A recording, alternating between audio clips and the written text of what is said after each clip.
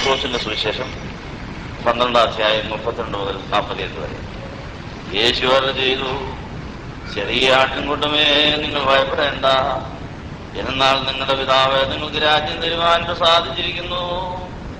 നിങ്ങൾ നിങ്ങളുടെ സമ്പാദ്യം വിറ്റ് ഭിക്ഷ കൊടുക്കുകയും കള്ളൻ അടുക്കുകയോ ചിതൽ നശിപ്പിക്കുകയോ ചെയ്യാത്ത സ്ഥലമായ സ്വർഗത്തിൽ പഴകിപ്പോകാത്ത പണസഞ്ചികളും നശിച്ചു പോകാത്ത നിക്ഷേപവും നിങ്ങൾ കരുതിക്കൊള്ളുകയും. നിങ്ങൾ നിക്ഷേപം എവിടെയിരിക്കുന്നുവോ അവിടെയായിരിക്കും നിങ്ങളുടെ ഹൃദയവും. നിങ്ങളുടെ അരമുറുക്കിയും വിളക്ക് പ്രകാശിച്ചും ഇരിക്കട്ടെ. യജമാനൻ വരുന്ന ഭവനത്തിൽ നിന്ന് മടങ്ങി വന്ന് വാതിൽക്കൽ മുട്ടുമ്പോൾ ഉടനെ തുറന്നു കൊടുക്കുവാനായിട്ട് കാത്തിരിക്കുന്ന ആളുകളെ പോലെ നിങ്ങളായിരിക്കുകയും. യജമാനൻ വരുമ്പോൾ ഉണർന്നിരിക്കുന്നവരായി കാണപ്പെടുന്ന ദാസ ഭാഗ്യമുള്ളവർ. അയാൾ തന്റെ അരമുറുക്കി അവരെ ഭക്ഷണത്തിന് ഇരുത്തുകയും കടന്നു ചെന്ന് അവരെ പരിചരിക്കുകയും ചെയ്യുമെന്ന് സത്യമായിട്ട് ഞാൻ നിങ്ങളോട് പറയുന്നു. അയാൾ രാത്രിയുടെ 2-ാമത്തെയോ 3-ാമത്തെയോ യാമത്തിൽ വന്നാലും ഉണർന്നിരിക്കുന്നവരായി കണ്ടാൽ ആ ദാസന്മാർ ഭാഗ്യമുള്ളവരാകുന്നു. കള്ളൻ നിന്റെ യാമത്തിൽ വരുമെന്ന് അറിയാമായിരുന്നെങ്കിൽ വീട്ടുടമസ്ഥൻ ഉണർന്നിരിക്കുകയും തന്റെ വീടിനെ തുരങ്കം വയ്ക്കുവാൻ ഇടം കൊടുക്കാതിരിക്കുകയും ചെയ്യുമായിരുന്നു നിങ്ങൾ അറിഞ്ഞുകൊള്ളുകയും. ആകയാൽ നിങ്ങൾ വിചാരിക്കാത്ത സമയത്ത് മനുഷ്യപുത്രൻ വരുന്നതുകൊണ്ട് നിങ്ങൾ ഒരുങ്ങിയിരിക്കുകയും. അപ്പോൾ ശീമോൻ പത്രോസ് യേശുവിനോട് ചോദിച്ചു, കർത്താവേ, ഈ ഉപമ പറയുന്നത് ഞങ്ങളോടോ അതോ എല്ലാവരോടും കൂടിയോ? യേശു അവനോട് പറഞ്ഞു, യഥാസമയം ഭക്ഷണം കൊടുക്കുവാൻ യജമാനൻ ജോലിക്ക് നിയമിക്കുന്ന വിശ്വസനും ബുദ്ധിമാനുമായ ഗ്രഹവിചാരകനാരാകുന്നു. യജമാനൻ വരുമ്പോൾ അങ്ങനെ ചെയ്യുന്നതായി കാണുന്ന ദാസൻ ഭാഗ്യവാനാകുന്നു. യജമാനൻ തന്റെ സകല സമ്പാദ്യങ്ങളുടെ മേൽ അയാളെ കാര്യവിചാരകനായി നിയമിക്കുമെന്ന് ഞാൻ സത്യമായിട്ട് നിങ്ങളോട് പറയുന്നു. എന്നാൽ ആ ദാസൻ തന്റെ യജമാനൻ താമസിച്ചേ വരികയുള്ളൂ എന്ന് നിരൂപിച്ച് യജമാനന്റെ മറ്റു ദാസന്മാരെയും ദാസിമാരെയും മടിക്കുവാനും തിന്നു കുടിച്ചു മതിക്കുവാനും തുടങ്ങിയാൽ അയാൾ വിചാരിക്കാത്ത ദിവസത്തിലും അറിയാത്ത സമയത്തും യജമാനൻ വന്ന് അയാളെ ശിക്ഷിക്കുകയും അവിശ്വാസികളുടെ ഇടത്തിൽ അയാളെ ഉൾപ്പെടുത്തുകയും ചെയ്യും. യജമാനന്റെ ഇഷ്ടം അറിഞ്ഞിട്ട് അതനുസരിച്ച് പ്രവർത്തിക്കാത്ത ദാസനെ ഏറിയടികൊള്ളും. എന്നാൽ യജമാനന്റെ ഇഷ്ടം എന്താണെന്ന് അറിയാതെ ശിക്ഷയ്ക്ക് അർഹമായത് പ്രവർത്തിക്കുന്നവർ കുറച്ചടികൊള്ളും. എന്നാൽ അധികം ലഭിച്ചവരിൽ നിന്നും അധികം ആവശ്യപ്പെടും. അധികം ഏൽപ്പിക്കപ്പെട്ടവനോട് അധികം ചോദിക്കും. കർത്താവിനാൽ അനുഗ്രഹിക്കപ്പെട്ടവരെ, വാങ്ങിപ്പോയ എല്ലാ വിശ്വാസികളെയും ഓർക്കുവാൻ സഭ ഏർത്തിരിക്കുന്ന സുദിനത്തിൽ ആരാധനയ്ക്ക് വന്ന് നിങ്ങൾ എല്ലാവരെയും യേശുവിന്റെ നാമത്തിൽ സ്വാഗതം ചെയ്യുന്നു. സ്വല്പസമയം നമുക്ക് ദേശത്തിലിരിക്കാം. ഈ തിരുവചന പശ്ചാത്തലത്തിൽ ഇന്നത്തെ ആരാധന നമുക്ക് വാങ്ങിപ്പോകുമ്പോൾ എങ്ങനെ ആശ്വാസകരമാകുമെന്ന് അറിയാൻ വേണ്ടി പരിശുദ്ധാത്മാവിന്റെ അഭിഷേകം ഏൽപ്പിച്ചുകൊണ്ട് നമ്മൾ ഇരിക്കുകയാണ്. ഇന്ന് ഈ ഫെബ്രുവരി മാസം 19-ാം തീയതി ഈ 2006 നമുക്ക് അനുഗ്രഹമായ 50 നോയമ്പിന് വേണ്ടി ഒരുങ്ങുവാൻ കർത്താവ് വന്നിരിക്കുന്ന ഈ അവസരങ്ങൾക്ക് നന്ദി പറയാം. വാങ്ങിപ്പോയ എല്ലാ പുരോഹിതന്മാരെയും നമ്മൾ ഓർത്തു. എല്ലാ മഹാപുരോഹിതന്മാരെയും പുരോഹിതന്മാരെയും ശമാശന്മാരെയും എല്ലാം കഴിഞ്ഞ ആഴ്ച ഓർത്തതിന് ശേഷം വാങ്ങിപ്പോയ എല്ലാ വിശ്വാസികളെയും ഇന്ന് ഓർത്ത് അവരിൽ നിന്ന് വീര്യം ഉൾക്കൊള്ളുകയോ അവർക്ക് വീര്യം കൊടുക്കുകയോ ചെയ്യുന്ന പ്രക്രിയയിൽ കൊടുത്തും വാങ്ങിച്ചും ജന്മസാഫല്യം അടയുവാൻ ഒരുക്കിയ ഈ നല്ല വേദിക്കായി നമുക്ക് കർത്താവ് നന്ദി പറയാം. ഇന്നത്തെ വിശുദ്ധ കുർബാനയിൽ ഈ തിരുവചന പശ്ചാത്തലത്തിൽ നമുക്ക് എന്തെല്ലാം കാര്യങ്ങൾ ചെയ്യുവാനുണ്ട്.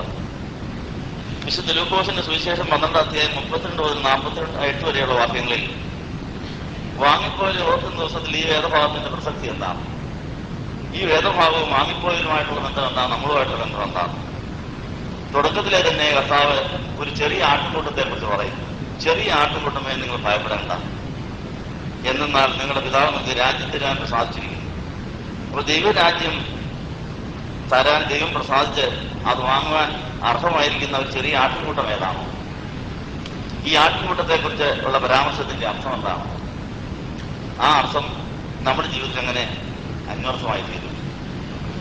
ചെറിയ ആട്ടിൻകൂട്ടത്തിന്റെ പ്രസക്തി എന്താണ് ഇവിടെ? ഇതിന്റെ ശേഷം പറയുന്ന കാര്യങ്ങൾ നിങ്ങളുടെ സമ്പാദ്യം വിറ്റ് വിഷ കൊടുക്കണമെന്നാണ്. കള്ളനെടുക്കുകയോ ചിതൽ നശിപ്പിക്കുകയോ ചെയ്യാത്ത സ്ഥലമായ സ്വർഗത്തിൽ പഴകിപ്പോകാത്ത പണസഞ്ചികളും നശിച്ചു പോകാത്ത നിക്ഷേപം നിങ്ങൾ കരുതിക്കൊള്ളുകയും. നിങ്ങൾ നിക്ഷേപം എവിടെയായിരിക്കുന്നു അവിടെയായിരിക്കും നിങ്ങളുടെ ഹൃദയം എന്ന് പറയുന്നു. ചെറിയ ആട്ടിൻകൂട്ടത്തെക്കുറിച്ച് പറഞ്ഞിട്ട് ദൈവരാജ്യത്തെക്കുറിച്ച് പരാമർശിച്ചിട്ട് സ്വർഗരാജ്യത്തിലെ നിക്ഷേപങ്ങളെക്കുറിച്ചും നിക്ഷേപം കൊടുക്കുന്ന വഴികളെക്കുറിച്ചൊക്കെയും ഇവിടെ സൂചിപ്പിക്കുക. വാങ്ങിപ്പോയവർക്ക് ഈ ദൈവരാജ്യത്തിന്റെ നീതിയും സമാധാനവും പരിശുദ്ധാത്മാവും സന്തോഷവും ആസ്വദിക്കുവാനും ദൈവപ്രസാദം ലഭിച്ചാണോ പോയത്? ദൈവപ്രസാദം ലഭിക്കുന്നവർക്കാണ് ദൈവരാജ്യത്തിന്റെ ആസ്വാദനം ഉണ്ടാകുന്നതോടെ സൂചിപ്പിച്ചിരിക്കുന്നത്. വാങ്ങിപ്പോയവർക്ക് എല്ലാവർക്കും ദൈവപ്രസാദം ലഭിച്ചു കാണുമോ? ദൈവപ്രസാദം ലഭിക്കുന്നവർ താരതമ്യേന ചെറിയ ആട്ടിൻകൂട്ടമായിരിക്കും എന്ന് ഓർപ്പിക്കുന്നു. സഭയിൽ മാമോദിസായിട്ട് യേശുവിനോട് ചേർന്നിരിക്കുന്ന അനേകരുണ്ട്. മാമോദിസ രജിസ്റ്ററിൽ പേരുള്ള അനേക ക്രിസ്ത്യാനികളുണ്ട്. ഏതെങ്കിലും പള്ളിയുടെയോ സഭയുടെയോ അംഗത്വമുള്ള അനേകർ ആയിരക്കണക്കിന് ലക്ഷക്കണക്കിന് കോടിക്കണക്കിന് ഇപ്പോഴുണ്ട്. പക്ഷേ ദൈവരാജ്യത്തിന്റെ നീതിയും സമാധാനവും പരിശുദ്ധാത്മാവും സന്തോഷവും ആസ്വദിക്കുന്ന ആ കൂട്ടത്തിൽ നമ്മളുണ്ടോ? നമ്മൾ ക്രിസ്ത്യാനി എന്ന് വിളിക്കപ്പെട്ടിട്ടും അറിയപ്പെട്ടിട്ടും ഒരു സഭയുടെ അംഗമായിട്ടും പരിശുദ്ധാത്മാവിൽ സന്തോഷിക്കാൻ കഴിയുന്നുണ്ടോ? സമാധാനം നദി പോലെ ഒഴുകുന്നുണ്ടോ? നീതി ഒരു കവചം പോലെ നമ്മളെ പൊതിയുന്നുണ്ടോ? നീതി ഒരു വസ്ത്രം പോലെ നമ്മളെ പൊതിയേണ്ടതും സമാധാനം നദി പോലെ ഒഴുകേണ്ടതും സന്തോഷം അത് കവിഞ്ഞൊഴുകേണ്ടതുമാണ്, അത് നിറഞ്ഞു കവിയേണ്ടതുമാണ്. നമ്മുടെ ഇന്നത്തെ ജീവിതത്തിൽ ഈ 3 അനുഭവങ്ങൾ ഇല്ലെങ്കിൽ നമ്മൾ നാമധേയ ക്രിസ്ത്യാനികളായി അവിശ്വാസികളുടെ കൂട്ടത്തിൽ എണ്ണപ്പെടാൻ സാധ്യതയെന്നുള്ള ഇന്നത്തെ വ്യവസ്ഥ ഓർമ്മിക്കുന്നു. നമ്മൾ വിശ്വാസികളുടെ കൂട്ടത്തിലാണ് ലിസ്റ്റിൽ പെട്ടിരിക്കുന്നെങ്കിലും യജമാൻ വന്ന് അയാളെ ശിക്ഷിക്കുകയും അവിശ്വാസികളുടെ ഗണത്തിൽ ഉൾപ്പെടുത്തുകയും ചെയ്യുമെന്ന് പറഞ്ഞിരിക്കുന്നു. അപ്പൊ നമ്മൾ വിശ്വാസ പ്രമാണം ചൊല്ലിയാലും പള്ളിയിൽ പോയാലും പ്രാർത്ഥിച്ചാലും ഏതെങ്കിലും സഭയുടെ അംഗമായാലും യജമാനൻ വരുമ്പോൾ നമ്മളെ ഉൾപ്പെടുത്തുന്നത് ഏത് ഗ്രൂപ്പിലായിരിക്കും? അത് വളരെ ചിന്തിപ്പിക്കേണ്ട കാര്യമാണ്. അവിശ്വാസികൾ ഗണത്തിൽ നമ്മളെ ഉൾപ്പെടുത്തുമോ? യജമാനാണ് ആ പണി ചെയ്യുന്നത്. യജമാനൻ വരുമ്പോൾ നമ്മൾ ഏത് ഗ്രൂപ്പിലായിരിക്കും? അവിശ്വാസികളുടെ കൂട്ടത്തിലായിരിക്കുമോ വിശ്വാസികളുടെ കൂട്ടത്തിലായിരിക്കുമോ? ഇന്ന് സഭയിൽ സത്യവിശ്വാസികളായി ജനിച്ച് കടന്നുപോയ ഒരു നല്ല കൂട്ടം ഓർക്കപ്പെടുന്ന ദിവസമാണ്. അവര് വിശ്വാസികളുടെ കൂട്ടത്തിലായിരിക്കുമോ അവിശ്വാസികളുടെ കൂട്ടത്തിലായിരിക്കുമോ? മാമോദിസ രജിസ്റ്ററിലും ശവസംസ്കാര രജിസ്റ്ററിലും ഒക്കെ അവരുടെ പേരുണ്ട്. പക്ഷെങ്കിൽ ഇന്ന് അവർ സ്വർഗത്തിലെ യജമാനന്റെ മുമ്പിൽ ഏത് കൂട്ടത്തിലായിരിക്കും? നമ്മൾ ഈ ഭൂമിയിൽ നിന്ന് കടന്നുപോയി കഴിഞ്ഞാൽ യജമാൻ നമ്മൾ ഏത് ദിശയിൽ പെടുത്തും? ഇതൊക്കെ നമ്മൾ ചിന്തിക്കുന്നത് നല്ലതാണ്. നമ്മളെ വിശ്വാസികളുടെ കൂട്ടത്തിൽ പെടുത്തണമെങ്കിൽ, വിശ്വാസികളുടെ എല്ലാ ആനുകൂല്യങ്ങളും ആസ്വദിക്കണമെങ്കിൽ ഈ ഭൂമിയിൽ വെച്ച് നമ്മൾ എന്തെല്ലാം കാര്യങ്ങൾ ചെയ്യണം എന്നുള്ള കാര്യം ഇവിടെ ഓർപ്പിക്കുകയാണ്. നിങ്ങൾ വിചാരിക്കാത്ത സമയത്ത് മനുഷ്യത്വം വരുന്നതുകൊണ്ട് ഒരുങ്ങിയിരിക്കണമെന്ന് പറയുന്നു. ഈ മനുഷ്യത്വത്തിന്റെ വരവ് പല വിധത്തിലുണ്ട്. യേശുവിന്റെ 8ാമത്തെ വരവ് മധ്യാകാശം വരെയാണ്. അത് മണവാട്ടി സഭയിലെ അംഗങ്ങൾ മാത്രമേ അത് അറിയുള്ളൂ. അവര് മധ്യാകാശത്തിൽ വന്ന് മണവാട്ടി സഭ എടുത്തുകൊണ്ട് പോകും, കണ്ണടച്ച് തുറക്കുന്ന പരിപാടി നടത്തിരിക്കും. അത് അവര് മാത്രമേ അറിയൂ. അങ്ങനെ ഒരു സംഭവം. എന്നാൽ കർത്താവിന്റെ വെള്ള സിംഹാസനത്തിൽ ഇരുന്നുകൊണ്ട് ഭൂമിയിൽ ഇരുന്നുകൊണ്ട് ന്യായം ഭരിക്കുന്ന ഒരു കാലം വരുന്നു. അത് നിദർശനത്തിലേക്ക് ശേഷമാണ്. അന്ന് എല്ലാവർക്കും പ്രതിഫലം കൊടുക്കുവാൻ, സമ്മാനം നൽകുവാൻ വേണ്ടി വരുന്ന ഒരു ന്യായവിധി. ഇത് എഴുതപ്പെട്ടിരിക്കുന്ന പരസ്യമായ 2 പരിപാടികൾ. കർത്താവിന്റെ 1ാമത്തെ വരെ ഭൂമിയിൽ വന്നു, അത് പാതാളം വരെ പോയി. പാതാളം വരെ പോയി അവിടെ കിടന്ന പ്രാണനെ വില കൊടുത്ത് വാങ്ങിച്ച് പിതാവിന്റെ കയ്യിൽ കൊടുത്തവരെ സ്വർഗത്തോളം ഉയർത്തി. 1ാമത്തെ വരവ് കഴിഞ്ഞു പോയി. 2ാമത്തെ വരവ് മധ്യാകാശം വരെയുള്ളൂ. നമ്മൾ ആ സമയം എവിടെയായിരിക്കും?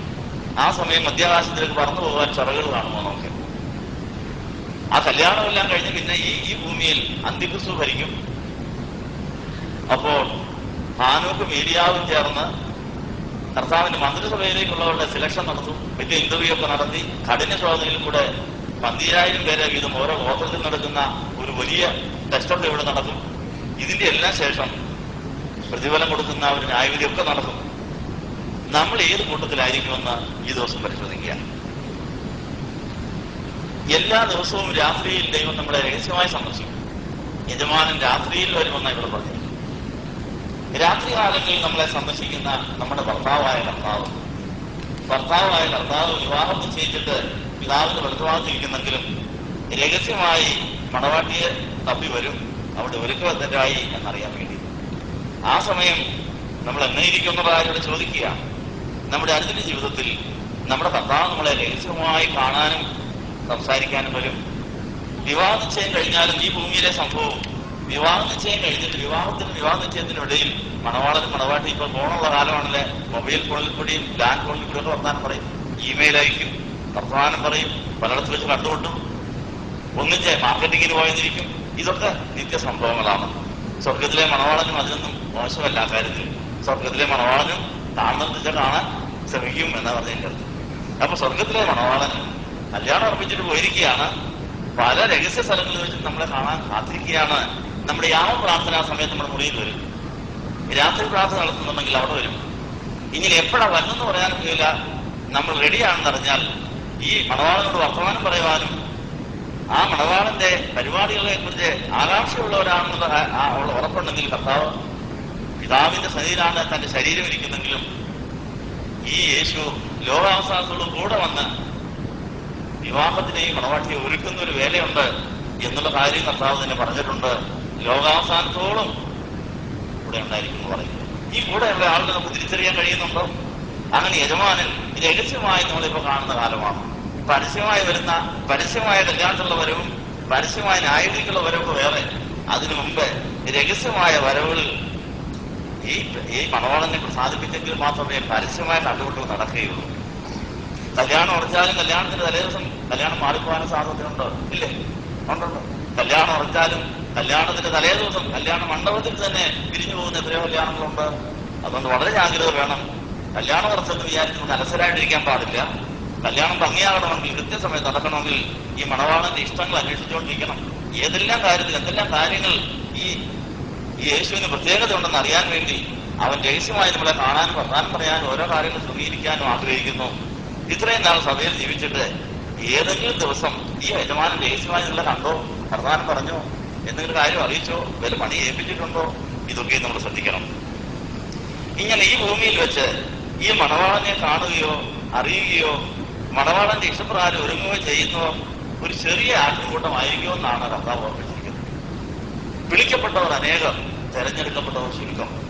നമ്മളെല്ലാവരും വിളിക്കപ്പെട്ടവരാണ്. പക്ഷെ തെരഞ്ഞെടുക്കപ്പെട്ട ചെറിയ ആട്ടിൻകൂട്ടത്തിൽ പെട്ടിട്ടുണ്ടോ? ആ വിളിക്കപ്പെട്ടിട്ട് തെരഞ്ഞെടുക്കപ്പെടുന്നത് എങ്ങനെയാണെന്നുള്ള കാര്യം റോമാലേഖനം 8-ാം അധ്യായത്തിലും 2 പത്രോസ് 1-ാം അധ്യായത്തിലും പണ്ട് പറഞ്ഞത് ഒരിക്കലും കൂടെ ഓർമ്മിക്കുക. വിളിയും തെരഞ്ഞെടുപ്പും ഉറപ്പാക്കപ്പെട്ട് രഹസ്യമായി മണവാളൻ പ്രതീക്ഷിക്കുന്ന സ്ഥലത്തിന്റെ എല്ലാം കണ്ട് അങ്ങനെ എന്നും ഒരുങ്ങിക്കൊണ്ടിരിക്കുന്നവർക്ക് മാത്രമേ കൃത്യസമയത്തെ പരസ്യമായി കർത്താവിന്റെ അടുത്ത് പ്രത്യക്ഷപ്പെടാൻ സാധിക്കുകയുള്ളൂ. കല്യാണ മണ്ഡപത്തിലെ മണവാളന്റെയും മണവാട്ടിയുടെയും പരസ്യമായി പ്രത്യക്ഷപ്പെടലിന് മുമ്പ് രഹസ്യമായി എല്ലാം വരുന്നില്ല വർത്തമാനം പറഞ്ഞിരിക്കുന്നു, എന്തെല്ലാം കാര്യങ്ങൾ ഒരുങ്ങിയിരിക്കുന്നു. അത് അവർക്ക് മാത്രം അറിയാവുന്ന കാര്യമാണ്. ഇതുപോലെ സ്വർഗത്തിലെ ആ യേശുവിന്റെ കല്യാണ മണ്ഡപത്തിൽ നമ്മൾ പ്രത്യക്ഷപ്പെടുന്നതിന് മുമ്പ് നമ്മുടെ രഹസ്യ പ്രാർത്ഥന മുറിയിൽ, നമ്മുടെ ആരാധന സ്ഥലങ്ങളിൽ, നമ്മുടെ ധ്യാനവേദികളിൽ, നമ്മുടെ രാത്രികളിലൊക്കെയും അവൻ നമ്മളെ കാണാൻ ആഗ്രഹിക്കുന്നു, വർത്തമാനം പറയാൻ ആഗ്രഹിക്കുന്നു. ആ ചെറിയ ആട്ടിൻകൂട്ടത്തിൽ നമ്മൾ പെടുമോ? വിശ്വാസത്തോട് വീര്യത്തോട് പരിജ്ഞാനത്തോട് ഇന്ദ്രിയത്തോട് സ്ഥിരതയും ഭക്തിയും സഹോദരപ്രീതിയും ദൈവസ്നേഹം കൂട്ടുന്നവർക്ക് മാത്രമേ അന്തർനയനങ്ങൾ തുറന്നിട്ട് നമ്മളെ രഹസ്യമായി കാണാൻ വരുന്ന യജമാനെ കാണാനൊക്കെയുള്ളൂ. ഭർത്താവിനെ യജമാനൻ എന്ന് വിളിക്കണമെന്നാണ് പത്രോസ് പറഞ്ഞിരിക്കുന്നത്. ഭർത്താക്കന്മാരെ യജമാനൻ എന്ന് വിളിക്കണമെന്ന്. അപ്പോൾ നമ്മുടെ ഭർത്താവിനെ യജമാനൻ എന്ന് വിളിക്കണം. യജമാനൻ എന്ന് വിളിക്കണമെന്ന് അവിടെ പത്രോസിന്റെ ലേഖനം 3-ാം അധ്യായത്തിൽ എഴുതിയിരിക്കുന്നു. കഴിഞ്ഞകാല ജീവിതത്തിൽ അങ്ങനെ ഭർത്താവിൽ കർത്താവിൽ ഒരു യജമാനെ നിങ്ങൾ കാണാൻ കഴിഞ്ഞിട്ടുണ്ടോ? സാറ അബ്രഹാമിനെ യജമാനൻ എന്നാണ് വിളിച്ചിരുന്നത്. ഇന്നത്തെ കുടുംബ ജീവിതത്തിൽ ഭാര്യമാർ ഭർത്താക്കന്മാരെ എന്താ വിളിക്കുന്നത്? എന്താ യജമാനൻ എന്നാണോ വിളിക്കുവോ? ചിലർ പേര് വിളിക്കും, ചിലർ അച്ചായാന്ന് വിളിക്കും, വേറെ പല പേരുകളൊക്കെ വിളിക്കും. അങ്ങനെ ആണെങ്കിൽ അതിനകത്ത് ഈ യജമാനൻ എന്നുള്ള ഭാവമുണ്ടോ?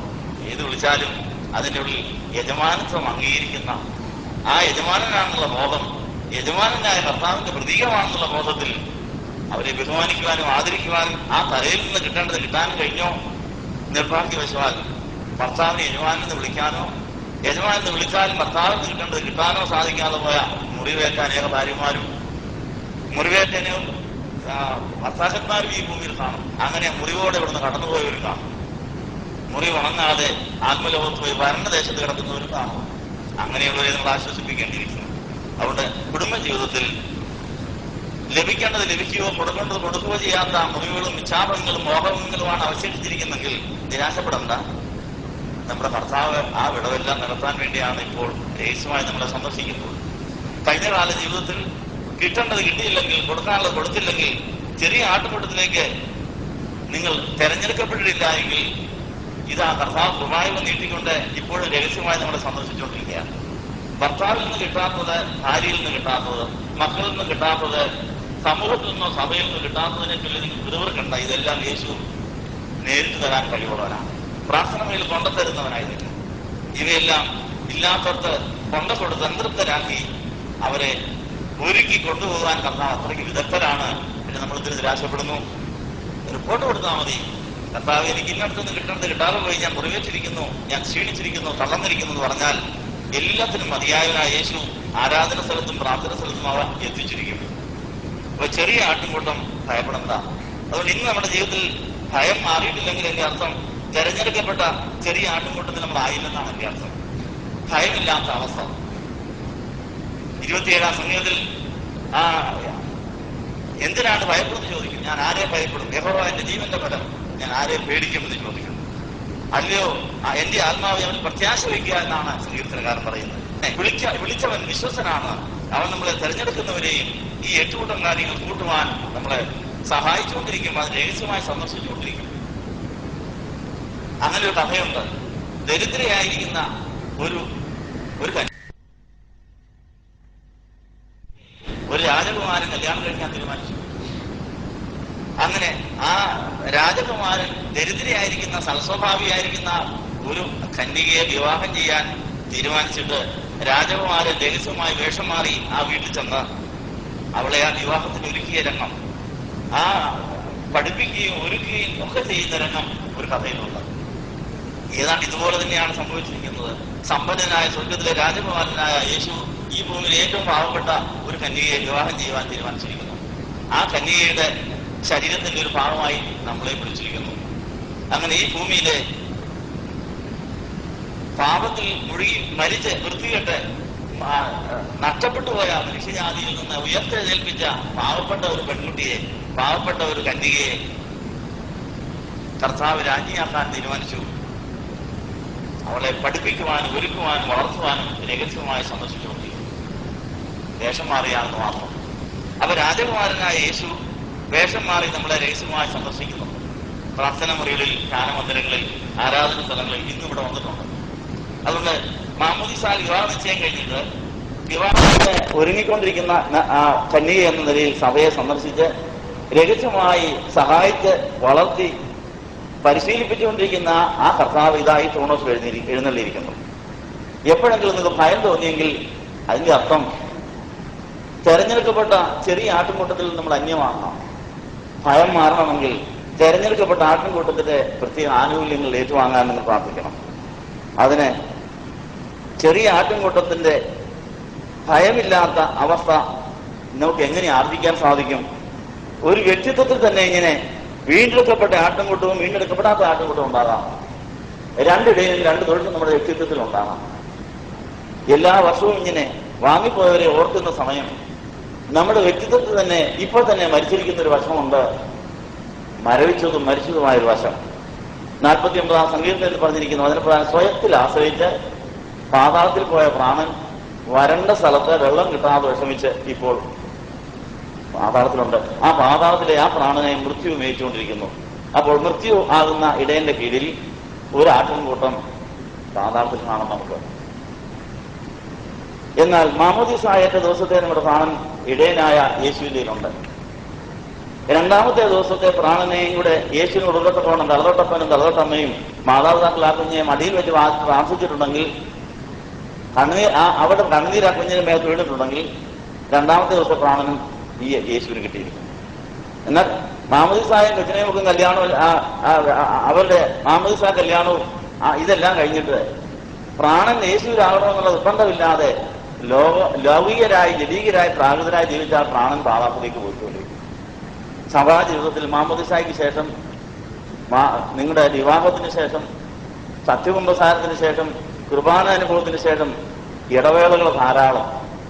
ഇടവേളകളിൽ നിങ്ങൾ ആത്മാവിനെ അനുസരിച്ചാണോ നടക്കുന്നത്? പരിശുദ്ധാത്മാവൻ എന്റെ കാര്യസ്ഥൻ പറഞ്ഞ അനുസരിച്ചാണോ പോകുന്നത്?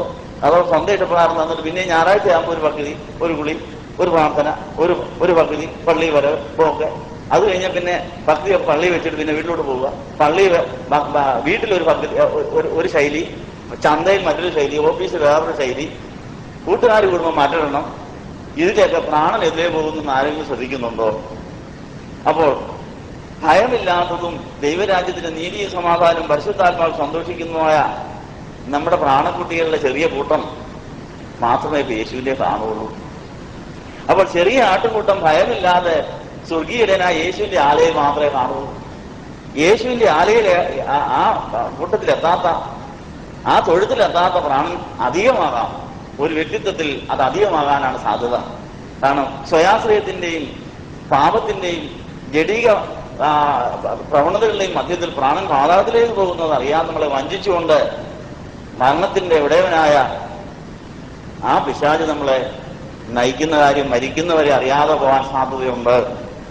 ചെറിയ ആട്ടിൻകൂട്ടം വീണ്ടെടുക്കപ്പെട്ട പ്രാണനെയും വലിയ ആട്ടിൻകൂട്ടം വീണ്ടെടുക്കപ്പെടാതെ പാതാളത്തിൽ കിടക്കുന്ന ആ പ്രാണനെയും കുറിക്കുന്നതാണെന്ന കാര്യം ഓർപ്പിക്കുന്നു. ഇത് ഒരു വ്യക്തിയിലാണ് ആദ്യം ഉണ്ടാകുന്നത്. ഒരു വ്യക്തിയിൽ അങ്ങനെ ഉള്ളതുപോലെ തന്നെ പള്ളിയിൽ അങ്ങനെ ഉണ്ടാകാം. വിളിക്കപ്പെട്ടെങ്കിലും തെരഞ്ഞെടുക്കപ്പെട്ടവരുടെ കൂട്ടം ഒരു പള്ളിയിൽ കുറവായിരിക്കും. 100% പ്രാണനും 100% ബന്ധുക്കുസിയുള്ളവർ ഒരു പള്ളിയിൽ വെള്ളേരെണ്ണാനേ കാണുള്ളൂ. അത് തന്നെ കാണണമെന്ന് നിർബന്ധമില്ല. ഒരു സ്ഥാപനത്തിലും അത്രേ കാണുള്ളൂ.